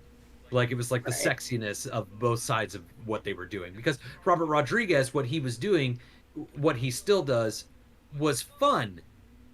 But when you're in like film school, you want to be like the artist, you know what I mean? So what Tarantino's doing is more like artist driven. And I think, yeah, I feel like I have, being a woman in the film area, I didn't go to film school. I went to acting school. So I'm like an actor first and have like the psychological, like, do you feel it? Does it get you hot? Like that's the training that I had to like endure. And sort of leaving that, I'm like, yeah, I don't like the Quentin Tarantino aspect of it, where it's like we gotta make it smart, we gotta intellectualize it, we gotta be sexy and witty and cunning, but then do it the Robert Rodriguez way. And I'm like, why don't you just do it the Robert Rodriguez way? Why do you have to like gut yourself to convince everyone that you're a good filmmaker? Make what you want to make. And that's sort of where I left, where I was like, I'm just gonna make what I want to make. And yeah, I don't really lean towards emotional stuff, and I think that's because it's scary, like, just to be vulnerable for a second, like making something you are passionate and emotional about, like writing about a breakup, writing about a relationship with your parents, writing about, Interstellar, where it's like we listed that as an example of non-emotional, but I hear that I've stayed away from Interstellar because I hear it's so emotional for people who have, interesting relationships with their father or an absent father. And I'm like, that is very scary. And I made one film like that where I talked about like my own, sort of analysis with anxiety, right? Very scary, very film school to do it. And then I made Hell Squad, which is like hokey, fun, loved making it, love gore, love effects, love tactile, love stunts. Circles, which is the emotional one, has 60,000 views on YouTube for some reason. It is my most watched YouTube video ever. And then Hell Squad, a feature, sits at 2.3K, which is like, numbers, humble numbers. But for some reason, some people are so much more receptive to like what I had to say emotionally, but it's just not the stuff I want to be creating. And so it's like the debate of, do I want attention or do I want to make what I want to make? Sure. And I'm People leaning don't towards making appreciate what I want to make, which well, is yeah, it's because it's difficult. So there's a difference between hard and difficult, or like hard and complex. You know what I mean? Like it's a much more Mhm. complex beast to tackle when you're doing something like that. When you're doing something that's like more emotionally driven or more like personal, how you're putting it. It doesn't mean that it's harder to do than than a movie like Hellscape. Hellscape, is that correct? Hell Squad. Squad. Hell Squad. Hell Squad. Sorry, I'm old. Hell Squad. It's just as hard to do as something like more emotional, but it's not as complex. Meaning complex to figure out and complex for you to feel about, right? So I think that maybe one of the reasons why your emotionally circles, is that the name of it? Hmm. Yes. Circles. Maybe that the reason why that's resonating why people are drawn to it is because I think more and more people are feeling disconnected from how they're supposed to be allowed to feel. Like Right. again, that's part of that consensus, part of that that we were talking about with UV Boll, that like there's a consensus now to how we're supposed to live our lives, Mm. and that is its own form of religion. That's its own form of indoctrination. And so when you make something that is that actually allows people the freedom to feel something versus consume something or consume something, I think that's gonna resonate more with people. And but right now specifically is what I mean by that, because people are kind of, and that's why I said earlier that I think that 5 maybe 10 years from now all of this is going to be irrelevant. Social media is going to be so irrelevant. The I internet hope so. smartphone age is going to be irrelevant because the generation behind you guys, because I mean you're all like 20, Yeah, 25. 20s, Yeah. early 20s, yeah, 23. early 20s. The generation behind Gen Z, whatever that is, they're starting to see it's hard for back-to-back generations to appreciate the criticisms of of each other. Hmm. Like it's hard for like Gen Z and millennials to like criticize each other and get anywhere because you're too tied. But the generation behind that gets to see the conflict of the two older generations and go, fuck them both. You know what I mean? Sure. Yeah. Yeah. So I think that they're going to see the discord, the disharmony, the unnecessary burden of how we do things now. They're going to see that, and they're going to inherently reject it. And I genuinely see a change coming. And maybe when that happens, maybe people will be able to enjoy Hell Squad to the same degree as something a little more emotional, because then people won't be so starved. You know what I mean? And it's a Hmm. bummer because things like Hell Squad are getting kind of ignored right now because it's more craft based and more fun, and people are resentful of fun because life is hard. So the fact that you're having fun doing things that are creative and interesting, and that's all you're doing, pisses people off. Like, I mean, that's all you're doing from their perspective, Right. right? But like when you're willing to be emotional and exposed in a way that everybody's afraid of being, that they're gonna that they're gonna respond to. Um, Right. you've seen my movie, Max. You've seen I don't know, and I don't know is very exposed. Yeah. Yeah. But I Exactly. also, but I got into movies because of Batman '89, Oh. not because of John Cassavetes. You know Yeah. what I Yeah. mean? Like like And funny enough, to your story, is it Gracie or Grace? How do you? Um, Um, it's both because in Armageddon she's called both, and that's who my what name am comes That's funny. Really? from. Yeah, my You have, mom watched Armageddon and went, "That's a great name." dude, your mom is That is my so fucking funny. hero. Like Armageddon, I actually think that Armageddon is the pinnacle of Hollywood filmmaking. I Thank think Really? that you. script. I liked I think that Oh script my is an goodness. absolute I haven't seen masterpiece. it. That film from every aspect, from it should be taught to actors, it should be taught to editors, it should be taught to writers, it should be taught to truly. I think it's an absolute stunner of a movie. But and Interesting. incredible. I'll go with Grace, but only because I identify more with Harry than I do with AJ at this point in my life. So I'll call you Grace. Oh, well, So yes. so but but so and I don't know. I wanted to tackle all these things, but at the same time, it's a movie. It's a love story, and it's got like noir elements. So it's got like funny gunplay, and it's done. My character in it is an illustrator and a cartoonist, and so the movie is from the perspective. We see the movie through the lens of an illustrator, if you will. So it's very cartoonish, very broad stroke entertainment, because it is fun. It is fun to get creative in the way that you're talking about, you know? And I think that my struggle when it comes to getting my career off the ground has been finding the perfect balance. Hmm. It's finding the perfect balance of like doing something that really means something to you and being vulnerable in that way. That's my journey. But also that at the same time, honestly, it's funny. I think Michael Bay and Adam Sandler are the two best. I think they're the two best at what I'm talking about. I think that they're the two most Right. important. I think they're the two most important names in entertainment in my lifetime. More than Tarantino or fucking Anderson or whatever, because their movies are emotionally resonant. Their movies are actually like very deep, not only politically but sociopolitically, and virtue. They're deep in virtue. Um, but they are specifically made for the people who get ignored in those kinds of conversations, artistically speaking. They're specifically made for the mechanics, the barbers, the teachers, the nurses, the grocery store clerk. They're made for those people. If honestly, you don't mess with the Zohan. If more people had followed the message of that movie, the Gaza war might not have happened. Like, I mean that. I know it sounds fucking crazy, but think about what Zohan is about. It's literally about an Israeli counter-terrorist fighting a Palestinian terrorist, and they have no idea why they're fighting each other. They're just bred to do it, even though the Israeli guy, Zohan, doesn't No, want that to do it. actually makes sense. So what does he Mm. do? He fucking escapes to America to do the thing he wants to do, which is cut hair. He just wants to make people silky and smooth. Literally, he wants people to feel good about themselves, right? He wants to get away from war. And what happens? He can only get a job from a Palestinian-owned hair cuttery, right? Because of the immigrant experience here in America, right? So he gets that job, sees a different side, and his own people over there, the Israeli side of the street, reject him, right? Gets a different perspective on the Palestinians, right?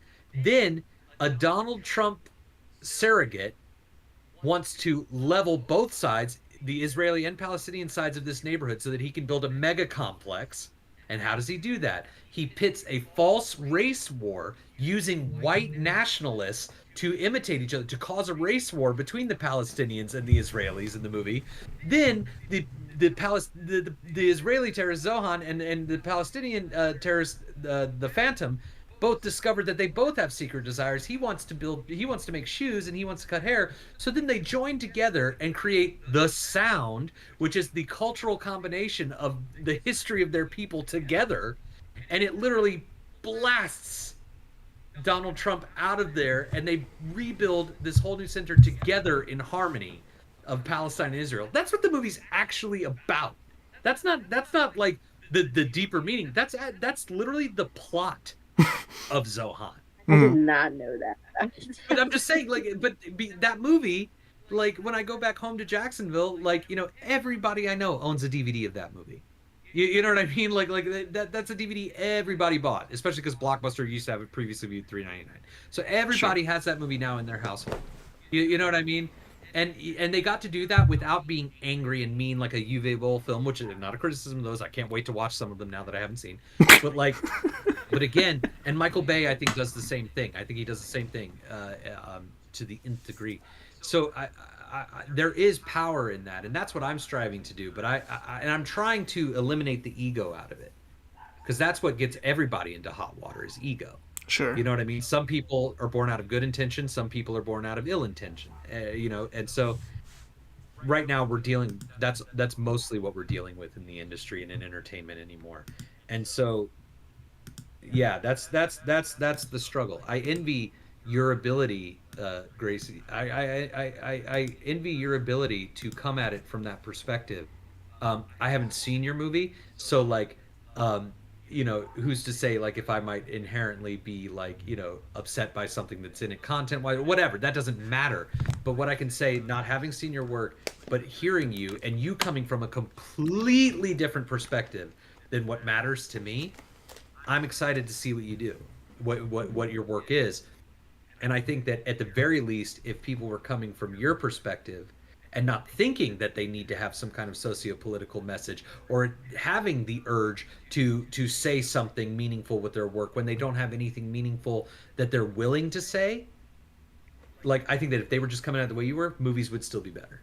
I really do. I think that that's I commend you for admitting that that's not something that's comfortable or of interest to you. I think that Well, that's thank you. heroic. And Truly. I appreciate you talking about Michael Bay and Adam Sandler because I think that making extremist violent films, people look at that and go, "Ah, I don't want that shoved Right. down my throat." But if you can make something that gets people in seats and then has them leave going, oh, that was really fun. I would show that to a friend. And then the message sort of becomes a little bit subliminal almost. Is like, that's more so the goal that I would try to achieve is like this. That's why I love horror. You can take it and you can take the political, emotional message that it's trying to say, or you can be scared for 2 hours. Right. And you can leave with either. It's an option. And so I like films with options. Rather than just something that's like, yes, feel this way. Because I'm always going to be like, don't tell me what to do. I look for movies that inspire perseverance. Again, that's the difference between like think about the ending of Sinners, and this is not a criticism of it. That movie ends with everybody dying, and including our protagonist who grows up, and when he's on the edge of death, they say they can smell it on him, and he says, "I'm tired of this place." Like that's the sentiment that we go out on, right? Even though he saw great success at the end of his life, he's just tired of this place, you know? Versus the ending of Django Unchained that literally ends with Django blowing up the plantation and dancing on his horse. Yeah. You know? Like I think one of the most powerful moments in Django Unchained is when he blows up Quentin Tarantino. Like literally he like shoots him and he explodes, and then you have the three slaves who are in the cage, and the one who's hated him from minute one, right? The one who was walking with them to Candyland, who hates Django, doesn't trust him, can't stand him. And then they see the explosion. What the fuck was that? Then that fucking amazing John Legend needle drop happens, and Django walks out of the fucking smoke and ashes, right? And that's also the director getting rid of his ego, right? That's Tarantino literally blowing up the image of him as being the hero of this. No, Django emerges from it, baptizes himself literally with water, right? Asks for the dynamite, hops on the horse, rides the horse fucking bareback, grabbing its mane, shotgun in hand to go save the woman he loves. Not kill the people he hates, save the woman he loves. And there's that shot of that one slave in the fucking cage, and you just see the inspiration in his eyes. Like, and the camera pulls in and he kind of like, you see this slight faint like kind of quality. Like that to me is just so fucking transcendent. You know what I mean? That's something like Sinners for me is like, get out of here, man. If you just wanted to be a fucking speakeasy, you know, like speakeasy version of From Dusk Till Dawn, great. I'm there. 100% sounds like a hoot. Why am I an hour and 40 minutes into this movie and the vampires aren't here yet? And then once they show up, why is it just the same goddamn scene over and over again? Let me in. No. Let me in. No. Let me in. No. Like, why aren't you having fucking There's fun a reason with for your that. idea? Yeah, but like, why aren't you having Okay. fun with it? Here's the thing. You're fine. That's what I'm is that I got worried because you were like wagging your finger at me. I was like, oh no. Like, what did I do? there's because I can hear myself in what you're saying for other things that people rave about that I'm like, ooh, I'm about to come in and tell you why it's bad. And like that fun. Sinners, there are elements of it that keep me from going, yes, this is a 10 out of 10 movie for me. Okay. Me too. That being said, I think it still sits at like, I don't want to put a number on it because I think what it's doing in the theater world is so amazing and important. And It's incredible. It's incredible. Yes. And I think there are elements of Sinners that I don't understand and will never understand. And I think that there is a lot of richness in the research and history done to it. And on that side, I'm like, perfect, love. And then there is the point where it's like, why are we just going in and out of the barn for a little bit? That part I was like, it's just back and forth and back and forth. And If then the plan was planning on shooting up the place and making it a kill room, why did they show up the morning after? There's Why so did they? many. Why did they show up was the the next point, morning when to everybody set was 'em up. gone? Their But members everybody of would have been the gone at that point because plan. it's the That was daytime. point. They set them up. I know, but they set Set them 'em up up. to kill them, right? Theoretically. So why then Yes. would they come back after everybody would have already been gone anyway? Like they came back the next morning. Why not go there when there would be people there that they could set up and slaughter like they intended to? Like it doesn't make any sense. And it's because they didn't want to tackle the KKK element of it until they got rid of the vampire element of it so that Michael B. Jordan could look fucking cool with his Tommy gun. He's the most ego-driven person in the fucking industry, I swear to God. So there are, not the Sinners podcast. I'd love to get on the Sinners podcast. We did it 2 weeks ago. That's why I'm loving this conversation. That's why I'm eating this shit up, dude. Because like when I wasn't on it. when we did the Sinners podcast, like of course, Dakari, like I feel like you and I are very similar on the same page with this. We both enjoyed Sinners, and I like a lot about what it's doing for the theater industry, obviously. But like we also compared it to Blade. You know, like we didn't have the as in depth of a conversation as to the meaning behind it. No, it is, but like we're also like Blade's fucking badass. You know what I'm saying? Like we're focusing on how cool things are compared to some of the deeper meanings. I'm eating this shit up, dude. I love it. By all means, go. Well, when Creed 3 came out, do any of you live in LA? No. No. They're all in North Carolina. Yeah. Well, except okay, Dakari is so in in Atlanta LA now. Right now. Yeah. I'm in Georgia. I'm in Georgia right now. Atlanta. There's a great film. You've seen Idlewild, right? I have not. Yes, I have. Yeah. It's the See, Outcast Idlewild. movie. Huh? That's the Outcast movie. Yeah. See, to me, that movie is a masterpiece. I think that movie is. I like that. I like Idlewild a lot. I enjoy that movie.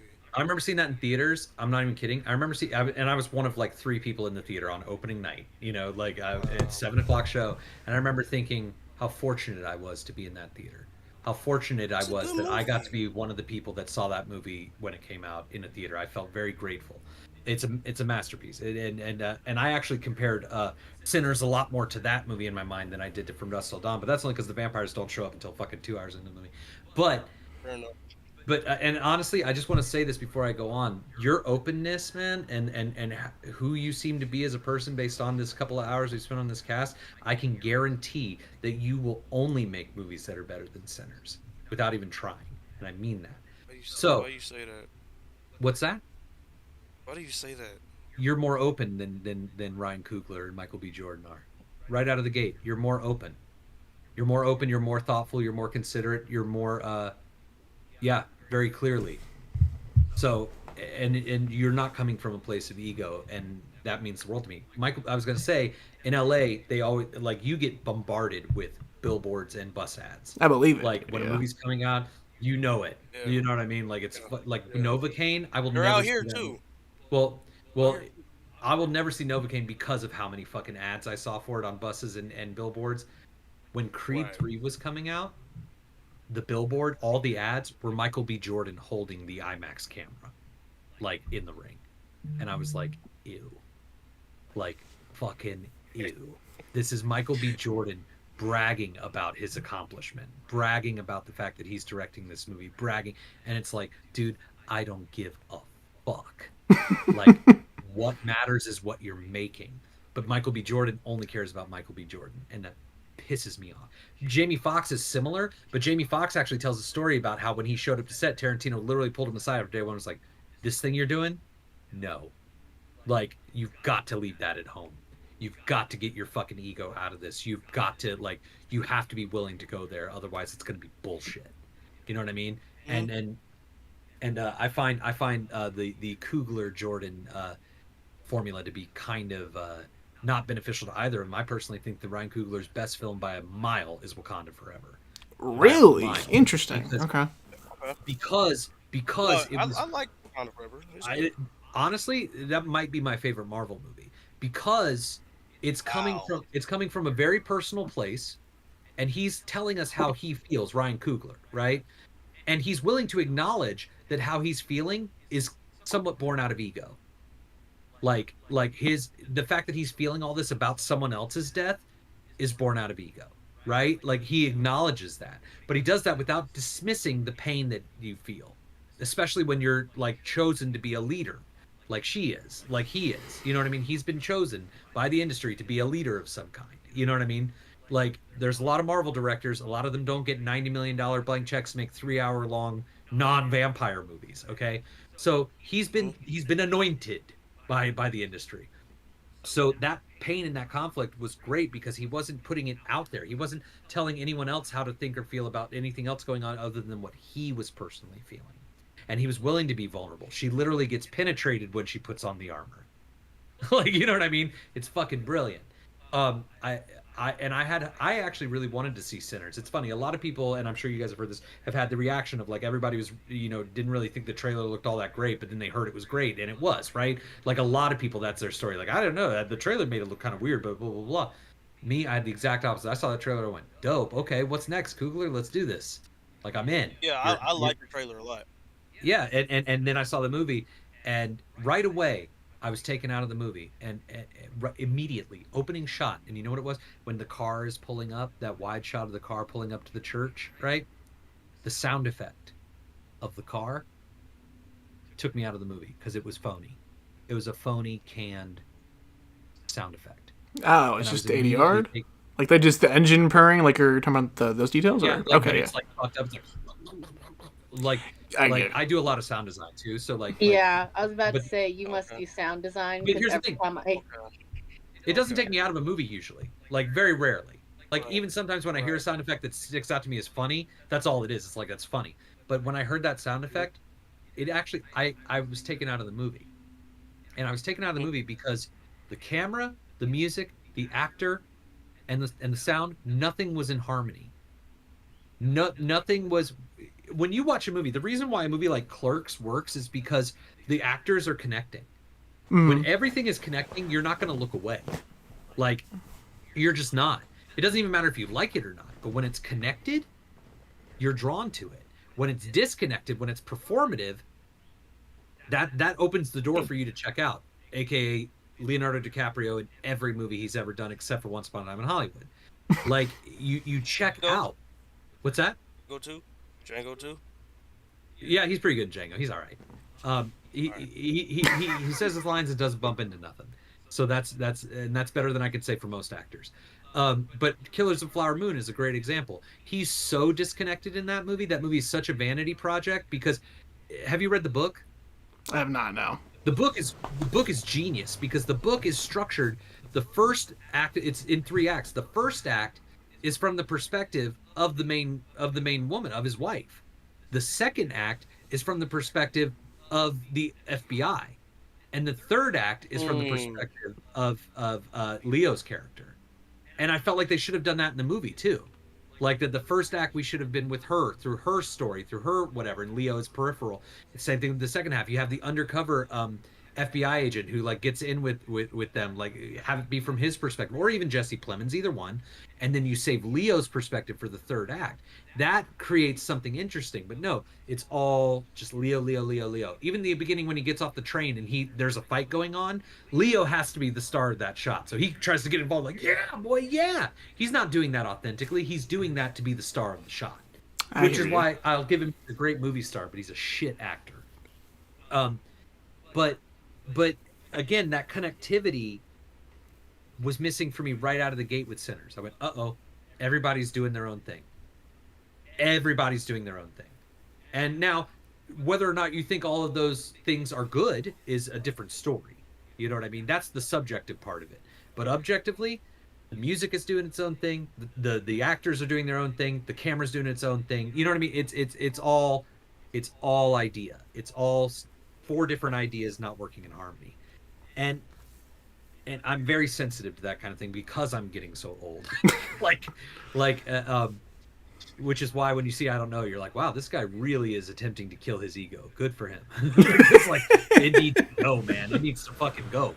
Like, I get excited, as you could tell, and I get kind of, and I'm sorry if I'm talking too much. I know it's your show. No, you're good. You're good, dude. I don't get to talk No, no, movies with you're anybody good, anymore because I man. fucking live in Pasadena with my wife and my cats.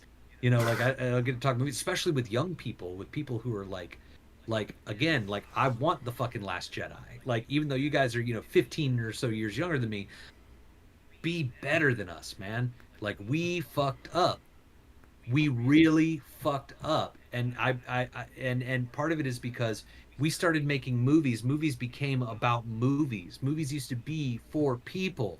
Now they're for movies, and that's why I talk about Tarantino as an icon. Fucked it all up because it's like we don't need movies to be referencing themselves. We don't need movies to be about like no, man, like this is supposed to be like when baseball tickets got too expensive, movies happened. You know what I mean? Like Yeah. this was meant to be for people. It's an art form. This new era, this postmodern era, it's just got to go, man. We've got to get back to the original stories: man versus man versus nature, man versus God. Like you know what I mean? Like that's like that, or man versus self rather. Like that just has. We got to get back to it because we're losing sight of the fundamentals. We're losing sight of the creativity, like what Gracie's doing. Like we're losing sight of the audience, which is what this whole podcast has been about. Like the point of storytelling is to inspire, not to educate, not to dictate. It's to inspire, right? I went and saw Hurry Up Tomorrow Oh, the weekend the other film that day. just came out. Yeah, yeah. Yeah, which I don't know why, but for some reason that trailer got to me. I normally don't go to movies like that, but I saw the trailer and went, that looks really cool. I walked out an hour into it because I was sick Oh, of it. really? Oh, that's Yeah, kind of yeah. like Yeah, I heard a lot of bad things about it. I mean, I was just sick of it. It's another ego thing. It's like, oh, it's the different. It's that self-deprecating side of the ego where it's like you actually think people will like you more because you're crying. Like it's that thing. It's the same that's shit what he I did. heard. It's the same shit he did in Uncut No. Gems. It's like, oh, people are gonna think I'm cool because I present myself as like this coke addict guy who hook up with a chick in a bathroom. Like they'll think that like, oh, that's cool of him. That he's shedding his ego. It's like, no, it's all just part of the ego. No, I think it was the complete opposite. I think that showed himself as a fucking dickhead in that scene. When Right, in right. Uncut And I Gems. love, yeah, and I Okay. love Uncut Gems. It's in my, it's my number, it's my sixth favorite film of all time. I love Uncut Gems. All right. Well, we've already tackled enough. Like I can't get into it. Oh my god! I I'll love take it. Sinners over Oh, Uncut oh, Gems. I'll say Joe. that. But Joe, have you seen the Idol?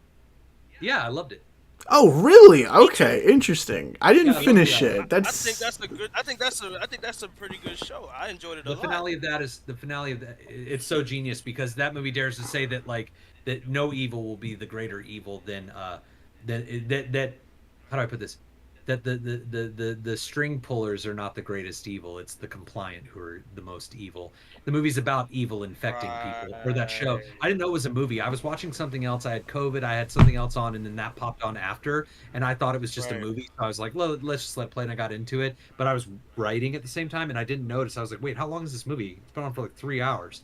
That's when I noticed it was a TV show, and that it was just playing It's each a TV episode show. after each other. And I was like, oh, okay. And I saw it all the way through, loved it, absolutely loved it. Uh, It's a strong sentiment that proves that hurt people hurt people. You know what I'm saying? it's also the most honest depiction I've seen of West Hollywood culture in I anything. agree. That movie, Agree. Living Out Here, that movie, and what was that really bad Jonah Hill Eddie Murphy movie? Eddie Murphy. You People. I didn't Oh, see you that. people. Yeah, I didn't watch that. Where Jonah Hill's going to marry Eddie Murphy's daughter.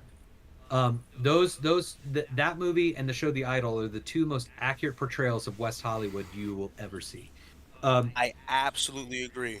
But I so, absolutely agree. so I saw Hurry Up Tomorrow. I hated it, but beforehand, all the trailers playing before were all movies that looked like Hurry Up Tomorrow. And my wife, she turns to me, she goes, people want to see comedies, right? Like, and I think that that's what's missing from horror movies. Like, I think of a horror movie like what was that movie with the Fright Night, the remake of Fright Night? A remake of Fright Night. Okay. Yeah, I loved it, and I loved it because at the end of the movie, they kill the bad guy. All of his friends come back to life.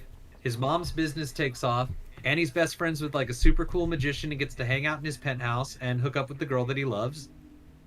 That's the ending. Great.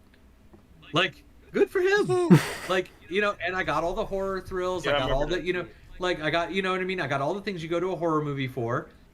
But it ended with like, oh, well, we got through that. You know, and even that difference versus, you know, this kind of like fatalist, nihilistic, pain-centered A24 neon crap we're given lately. That's the shit that's killing people. That's why people don't go to movies. It's not because of the digital projection or the annoying audiences. It's because you go to a movie and all it does is reaffirm all of your resentments and your pain and anger. You know? Yeah. It doesn't actually leave you inspired to persevere. I'm not saying that every movie needs to end happy. Tragedy is one thing, but nihilism is another.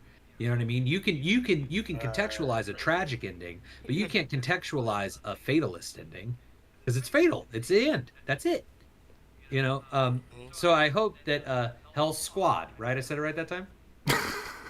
Hell Squad. Yeah, That's my only hope for Hell Squad, that no matter what happens, that it has a nice ending. we'll see. Or at least is the ending witty? Is it a witty ending? Witty.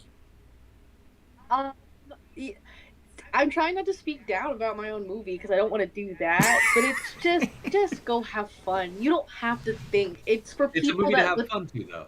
it's their last brain cell. Just we shot it on a Super 8. We shot it on a Handycam. You have to squint to see certain stuff. Give yourself more credit than that. If you shut off your brain, you die. Okay, so everybody who's enjoying your film, their brain is fired on all. So, Yeah. so give yourself the credit, man. Like that's, yeah. Don't do that to yourself. That's more that elitist gatekeeping bullshit that's being crammed down our throats. That indoctrination, that religion of what movies are supposed to be. You don't need to give a disclaimer if you shot it on a Handycam. It doesn't fucking matter because as long as it's connected, we will too. So like that's all that matters, really. You know, like fucking Clerks again. Like when somebody tells me that's the ugliest looking movie ever, I'm like, I mean, is it? Like, you know, like, is it? Shot it like Why? that on purpose. Well, I mean, they shot it because they did everything that they could to make it happen, right? Exactly. And when you're on our level, you know, that's the best you can hope for. Yeah. And if anybody judges you otherwise, if anybody judges you on what you didn't have versus utilizing what you did have, like, then you don't have to worry about that criticism. Exactly, I agree on that. You know what I mean? Like, and not even in a critical way toward them. It's like, oh, the acting in it wasn't very good. It's like, okay, that's my uncle. You know what I mean? Like literally. So well, no, it's like, so I can either think that person hates my uncle, or that person didn't see my uncle in the performance. Does that make sense? Mm-hmm. So Yeah. like, you know, like, so it's okay. It's all right. And if they just saw my uncle, saw who he was, and thought the acting was bad because of whatever, then fuck them. Like, that's okay. Exactly. So like, so again, you know, as long, and that's the reason why, you know, I've never made a successful movie. Natasha Hall is my most successful movie. I think it's made $1,000 in 2 years, right? Wow. Like, you know, this is my most successful. I mean financially successful. You know what I mean? Right. But yeah. I've been working with the same people now for some of them for almost 20 years. Like, and I've gotten new people along the way. There's some people I've been working with for 20, some people I've worked with for 10, some people who I work with who I'll do 4 projects in a row together, and they keep coming back even though they know that, like, I'm not even planning on doing something with it other than making it and showing it one time for a big group of people and whatever. And it's because, I think it's because they know that I'm giving everything that I can. And the ones who don't appreciate that, they're the ones who don't come back.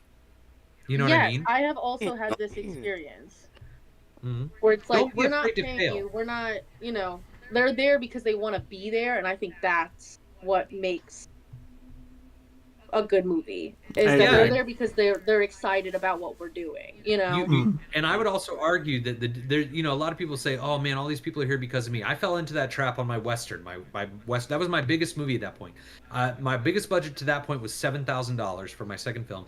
Suddenly, my 5th film in for Hate Horses, we had $35,000, right? $35,000, which was like way more money than I'd ever had to make a movie. And halfway through the first day, we're all walking up this hill in the desert, and I see 10 to 15 people lugging equipment in silly costumes, no running water, and they're coming up a hill because of me, right? Like I'm like these people, and I panicked. I was like, oh my god, like is this worth it? Is this, and I literally found a hole in the side of a mountain and like crawled into it for 2 hours, and then came out and put on my big boy pants and went and made the movie.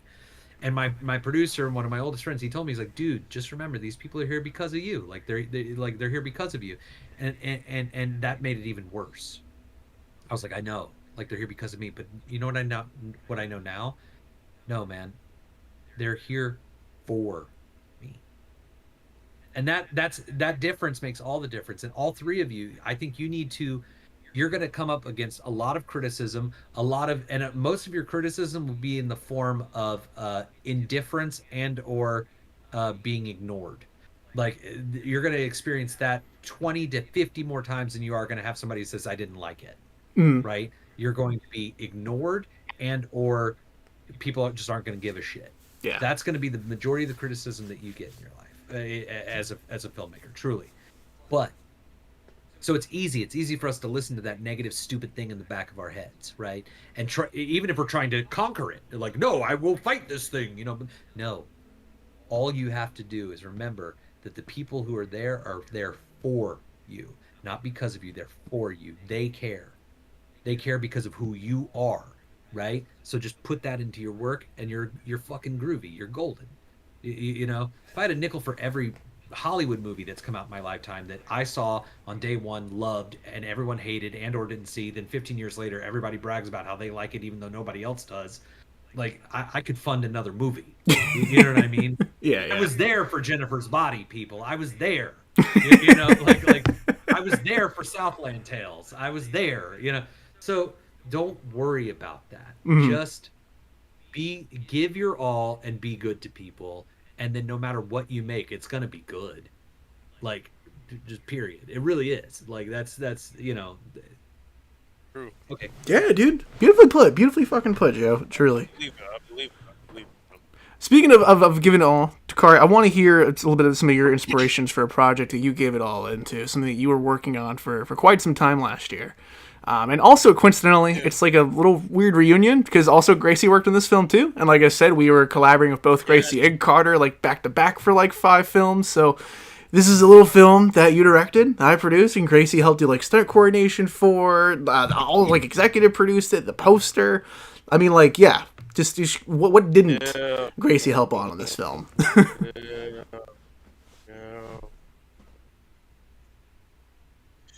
Yeah, man. Take it away, dog. The film that Max is about is. Yeah, no. No, you're good. You're good. I think you're just lagging for a second. You're good. Keep it going. Oh, okay. Yeah, so the film that Max is referring to is Man of the House. This was the last film to be shown at the Galaxy Film Showcase premiere last year. And it's a movie that I wrote, directed, and was the male lead in. Which I wasn't planning on. The plan was not for me to the male lead or for me to star in this movie in any capacity. I had other people in mind for these roles, but we were on such a time crunch and I wasn't going to keep waiting on people to respond to these inquiries that I put up on these casting websites. I'm like, fuck it. I'm gonna cast myself in this role. So, shot it over the course of 2 days. Shot it over the course of 2 days. I wrote the screenplay in advance, throughout maybe about like a couple weeks. Well, give yourself some more credit than that, dude. You wrote it a couple months in advance. It wasn't. I don't even know. It was just, segments because I was doing other stuff in between writing the script. So, yeah, it was a couple months writing the script, and pretty much, I didn't want to make something that was obviously influenced by the likes of martial arts cinema, the likes of kung fu cinema. I knew I wanted that in there, and I knew I wanted to have that included in the film in some way. but I wanted it to be more of a drama suspense type of movie. Mm. You know what I'm saying? Wanted to. I was thinking about the concept for the movie and what I wanted to go for. This is around the time I was watching Breaking Bad, Okay. Okay. and if you guys know about Breaking Bad, eventually, um, what's his name, Walt and his wife Skyler, they slowly start to have a falling out with each other. And I remember the scene where he Here, just real quick, comes Dakari. back to For the some house pause, unwarranted Dakari, out of Dakari. nowhere, Real quick, and Dakari, she pulls just a up in the favor, real driveway and quick. sees I his think he's car. lagging like She crazy. called and he opens the curtain. He's Hold like, on. "Hey, here." That's Yeah. pretty much what influenced this Give it a second to catch story up. for me. That's what I was initially. That's so weird. Yeah.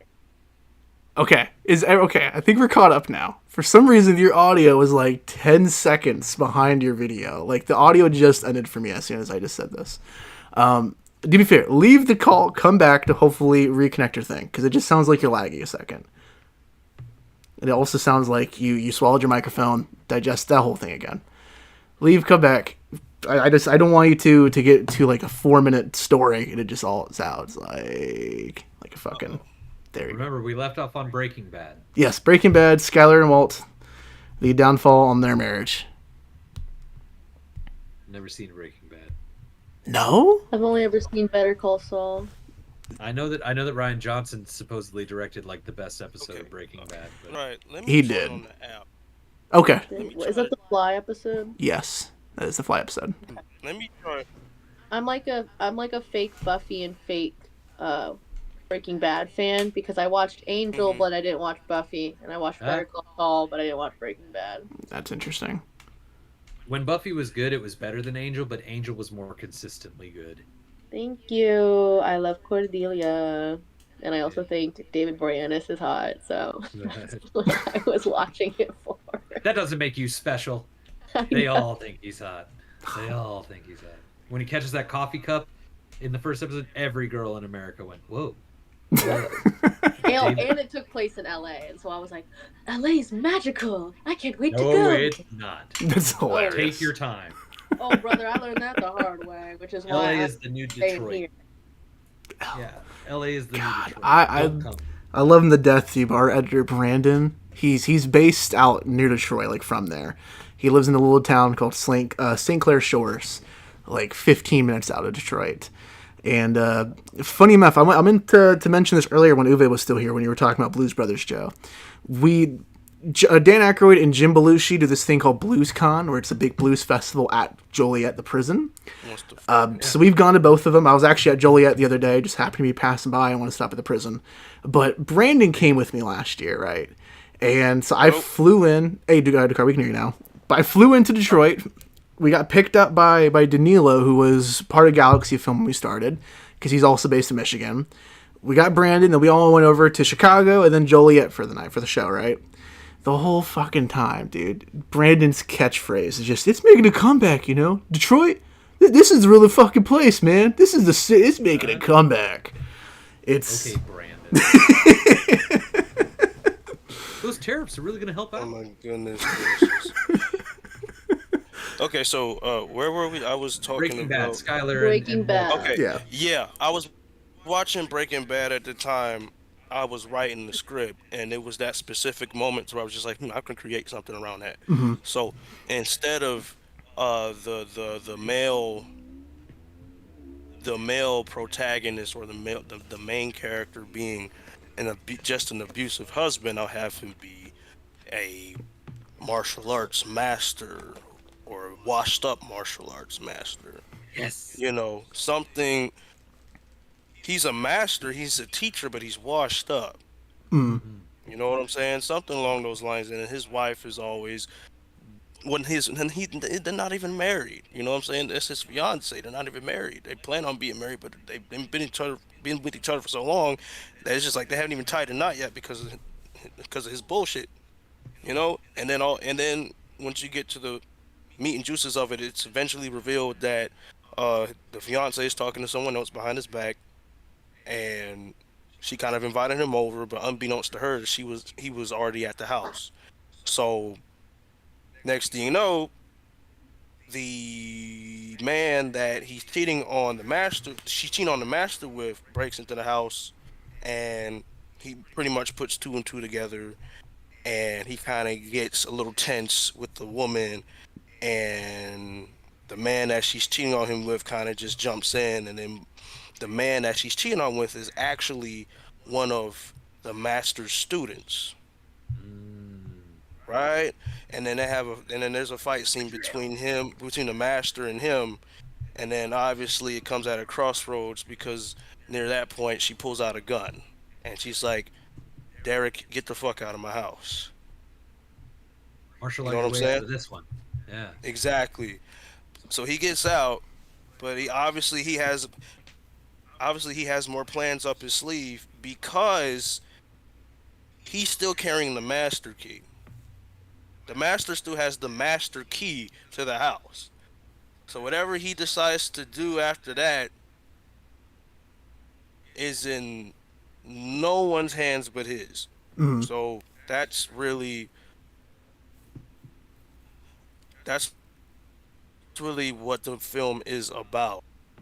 Like I said, I Cool. wanted to incorporate the kung fu elements in there. Like, when we were choreographing the fight scene, I had them watch a film called No Retreat, No Surrender, Oh which is yeah. one of Van Damme's earlier movies, It's right? good. I love that movie. And yeah, that's a very interesting movie. And what the inspiration for the fight scene was a fight scene early on in that movie, and basically we came up with it on the spot, and it turned out really well in my opinion. Everything just came together on set those 2 nights. Hmm. um so really my inspirations for that film were Breaking Bad, No Retreat, No Surrender, and some visual callbacks to Shaw Brothers movies from the early 70s like King Boxer, and then some glimpses of 90s martial arts cinema like Iron Monkey, Are stuff you like that, right? are you a fan of Cynthia Rothrock I love and Cynthia Rothrock. Don the Dragon Wilson and I mean, Mark Dacascos? I mean, I'm more of a Cynthia fan than I am of Don the Dragon Wilson or Mark Dacascos, but I watch their films whenever I get a chance. Like I grew up I've watching Blood Fist. I've got a project that I'm going to be shooting next, not this coming week, but the following week, with all of them. Let's talk afterward. Maybe I'll fly out. Maybe we can figure out Really, how we can get you out here to help out on it. Yeah, really. yeah. Fuck yeah, dude. Say less. Well, it's I'm shooting this spot for I don't want to. I mean, who's no one? It's fine. The Glendale Martial Arts Museum, which is having its grand opening. He wants Okay. to shoot a promo for it. The guy who runs it, and he wants me to shoot it for him. And they're going to be involved as well as a few other people that I didn't mention just now. Um, so it's going to be a pretty lo-fi thing. But if we can get you out here, maybe you can connect with them, and maybe you could do something with them, like one of your things. Like you could connect them. Like this is a lo-fi, kind of favor for a buddy thing. But like you have such a history, for them, you can maybe connect with them. Make that happen. I'm very open to that. I'm very open to that. Well, let's talk about it. Yeah, for sure. Do you need any uh, information regarding like my social? Or you got my Gmail. I do. Yeah, I sent it to you on Discord. Oh, that means nothing. You'll have to send it to me some other way. So like, we'll get it to because I didn't remember how to use this fucking thing at all. And when Mac's like, yeah, it's just the same thing. I'm like, what do you mean the same thing? I'm 100 years old. You did the Like, same thing like, for Honora too, which was funny. It's like every exactly. Yeah, time. that's what I'm saying. Like I'm an old man. I'm like video, huh? So yeah, but let's talk. If we can make something, if we can figure it out, getting you out here, that'd be like That it's would just be it's gonna be like a 1-day thing at the museum, and it's like real lo-fi, but like bring you on board as like my my right hand, if you will, and then you can Yeah, I'm connect I'm them. I'm definitely down I for want a that. resurgence of martial arts cinema like you have no idea. Like as You much as I telling me? love, yeah, You telling me, bro? if they had started fucking like kung fu fighting at the end of Sinners, all is forgiven. Like if it had turned into like full blown, like my wife, she gets so annoyed with how much fucking Jackie Chan and Cynthia Rothrock and stuff that I watch, like classic Chan, like Like Drunken Master oh and yeah, Snake and yeah. Eagle The Shadow. Golden Harvest cinema of the 1980s, Golden Harvest of What? the 80s specifically. Police Story. That's all. Project A. That's my favorite stuff in the world. So Dragon Lord. Hold on. Dude, I will say, I'm glad you brought up No Retreat, No Surrender real quick, Dakari. And for whatever reason, I don't know if our listeners have picked up on this. You know what I'm saying? Over the past 200 plus episodes we put out. But Dakari, whenever you're coming to me, or even Danilo, or feels like, or just anyone in Galaxy of Film, and you're trying to sell like a martial arts movie, you always just label it and like compare it to something as the Chinese blank. So I remember you called one film the Chinese Avengers. I forget what that was. You were talking to Neil about that. Oh, it was like it's a movie called. No, I compared it to Infinity War. It was it's called Shaolin Temple. It came out in 1976. Yeah, dude. And I remember as we're sitting here working on Man of the House, and you're showing us the film because you made us all sit down and watch it. I remember we were both drunk, and you look over at me at one point, and you're like, "It's like Chinese Rocky, dude." It's literally like it's Rocky 4 meets Karate Kid. If you think about it. how long is your movie? How long is your movie? It's about 14 minutes.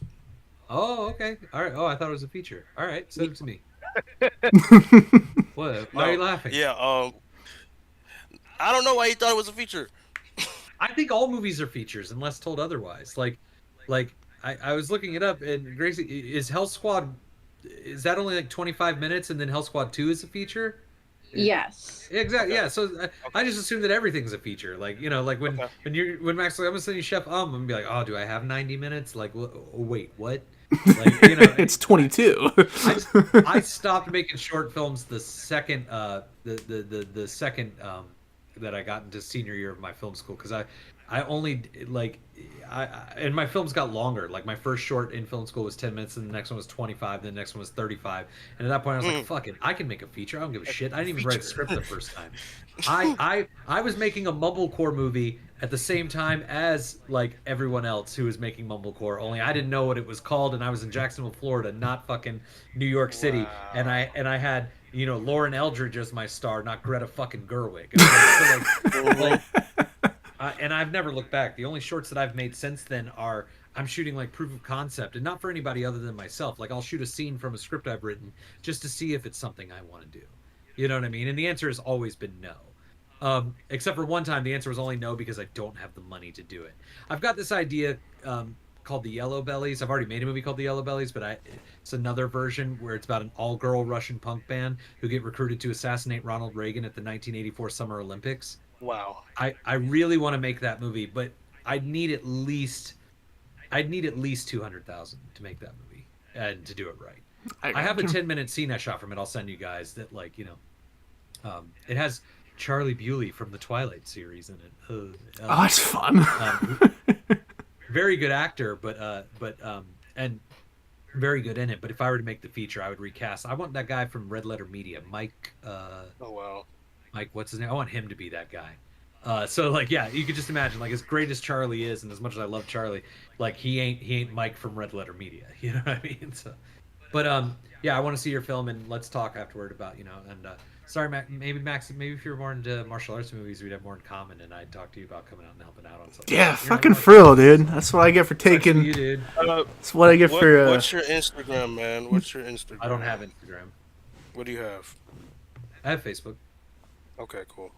Yeah, I have Facebook. I don't even. I mean, I do have an Instagram, but I never use it. It was put on my phone by Tori Spelling, we met in a Chili's parking lot and talked for an hour. And afterwards, she was like, "I want to be in one of your movies. Contact me through Instagram." I was like, "I don't have one." She's like, "Let's make one right now." So she took a picture of us. She uploaded it on my phone. She made me a little profile. She tagged herself and all that kind of stuff. No We shit. talked a couple times. I About just her sent you a being in friend one of our movies. request. Okay, I believe you. I don't have the Facebook app. So That's all right. Don't ever change, Joe. oh, there he is. That's you. Yeah. Confirmed. Yeah. So yeah, I try to. Yeah, I mean, I support what you're trying to do with this. I want to see your martial arts movie, man. When I tell my wife, I'm like, "There's one guy on there. He's all into martial arts." She's gonna be like, "God damn it!"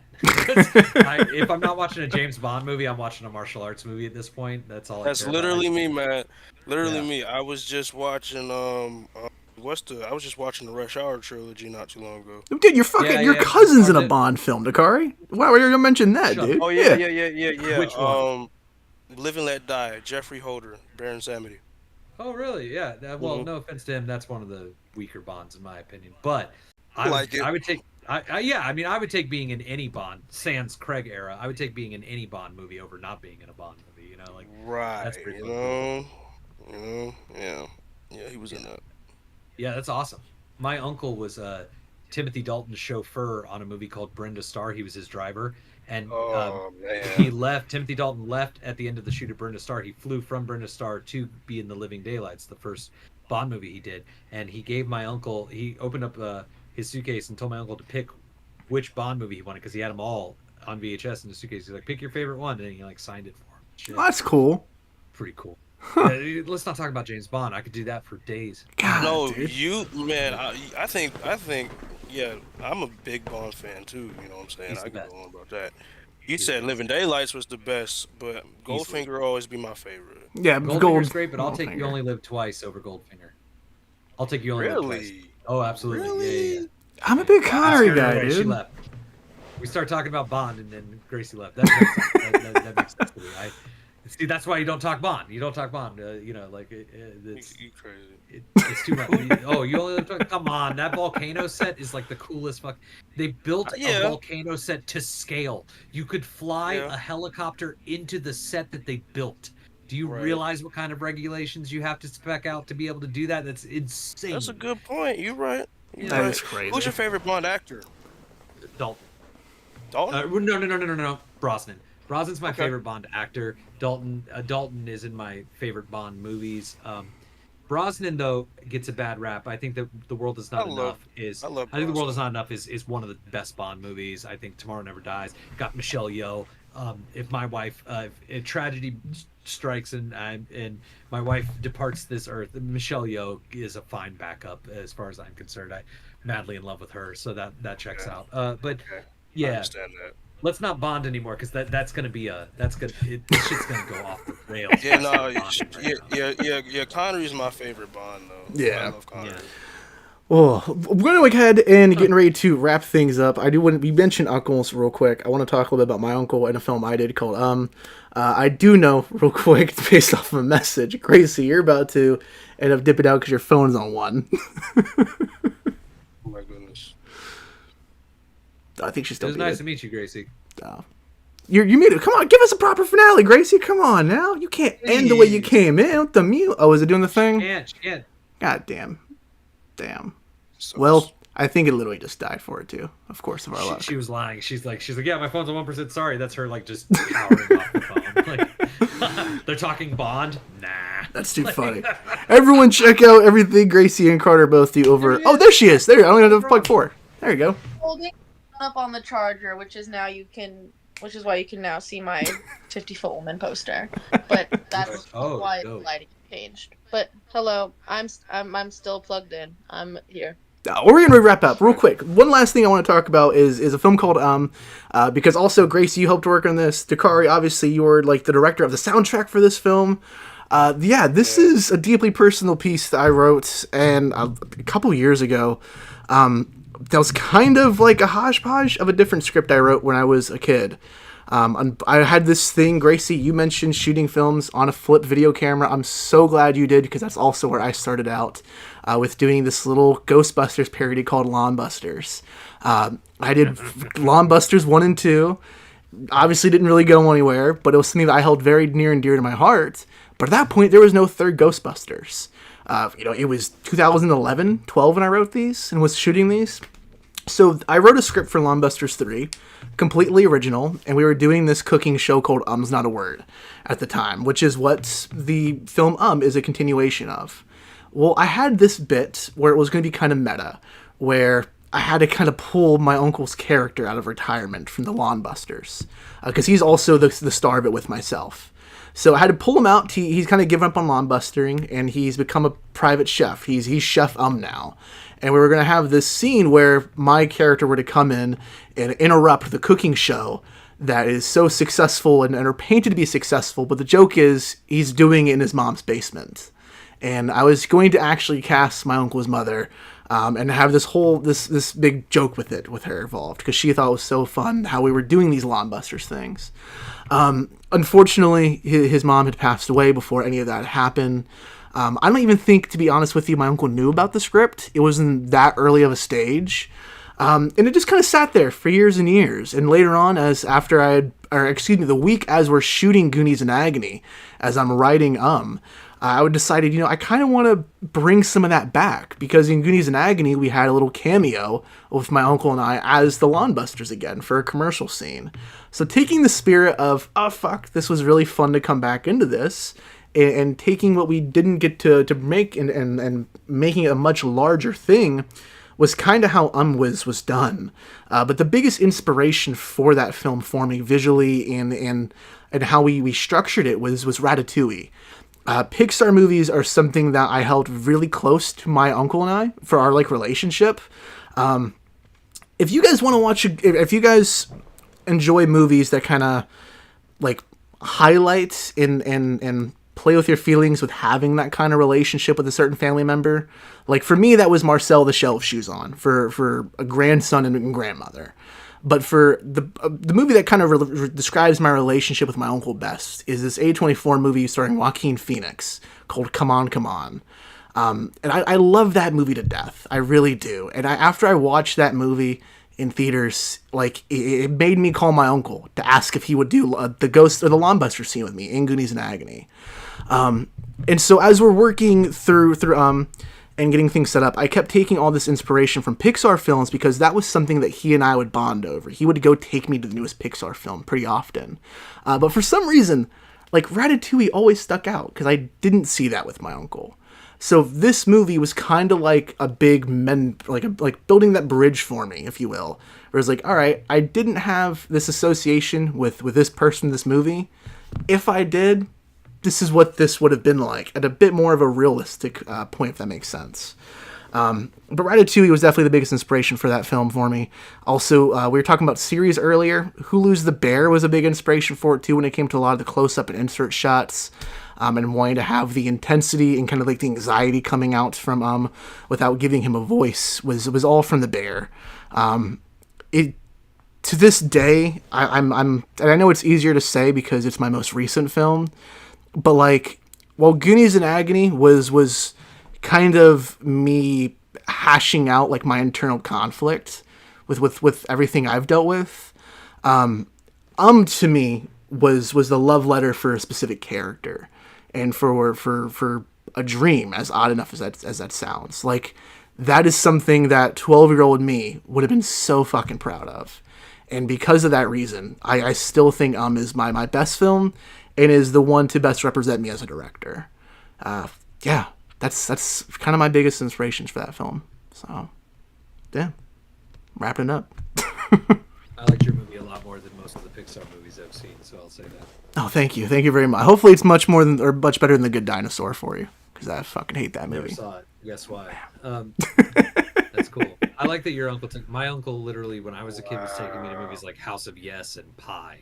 He took me to all the weirdo art house stuff. That was stuff my uncle took me to. House of Yes. Yeah. Oh, what a film.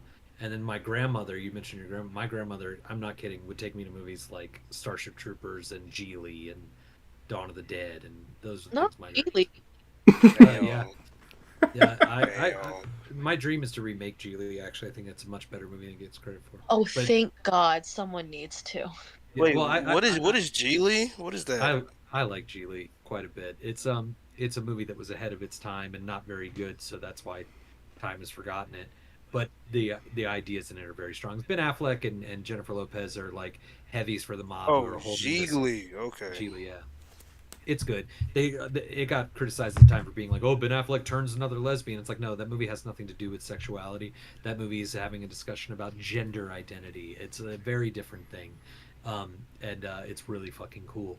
But it's awkward sitting in a theater with your grandmother and having scenes where Jennifer Lopez is talking about what is the stronger phallic symbol, an erect penis or a wet pussy, as she puts it. It's like, oh boy, like watching that with your grandma is not like, the ideal scenario. So, Nah. Yeah. But, That's but no, I like quite a bit.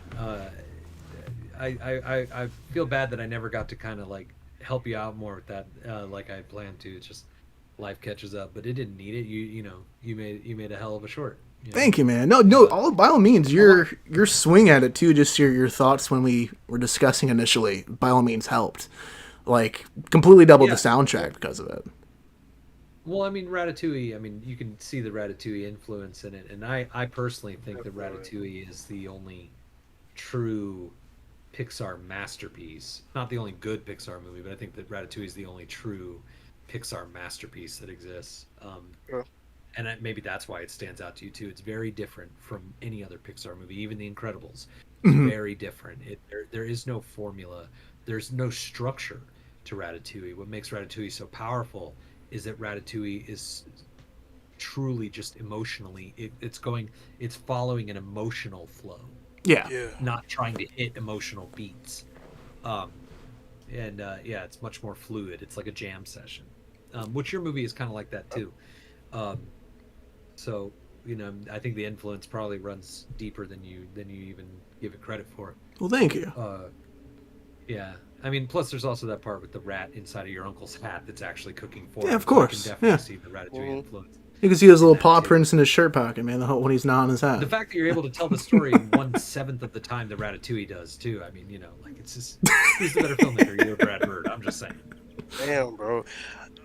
Joe, you haven't seen Man of the House yet, have you? Well, no, you said for you to watch it, for to send it to him. Yeah, no, I've seen the Jonathan Taylor Thomas Man of the House, and I've seen the Tommy Lee Jones Man of the House, but I have not seen your Man of the House, and I'm positive yours is going to be better than those two. That's fine. Okay, I'll be sure to send you the link if that's okay. Nah, don't do that. That's not okay with me. I'd rather guess what it is. Yeah, dude, send it away. Send me anything. All of you guys, send me anything, man. Like, I would much rather watch your shit than fucking Dog the Bounty Hunter, which is like most of what I put on anymore because I'm working and I need background. Nothing is good, so just put on the dog and try to make something better. Or I can just engage with stuff from new, exciting, creative filmmakers who are doing things that are going to change how movies are done. So I'd rather do that. So send it to me. Send me anything. Fuck yeah, man. Love it. And speaking of things how we're changing how things are done, guys, I think we're going to go ahead and wrap up this podcast as well for the evening. It's been a lot of fun getting back to one of these episodes of Dakari because we haven't done this in a minute, dude. Like, we keep talking about, like, we got to do these lives that aren't just the fucking regular 2-movie episodes. Love it when we get a chance to have these roundtables, dude. Especially getting Uwe back for this, which was a lot of fun. Like, our first recurring guest star, I didn't even get a chance to even dive into what that means to us, dude. Uwe has a reputation, obviously. And for whatever you should have been rolling on that first half hour, man. I'm telling you, that shit was like. I know. I was thinking about that too. That was gold. But he has his own reputation, of course. But like, genuinely, dude, I respect the fuck out of Uwe Boll. He's not only one of the most respectable and unique guests we've had on this podcast.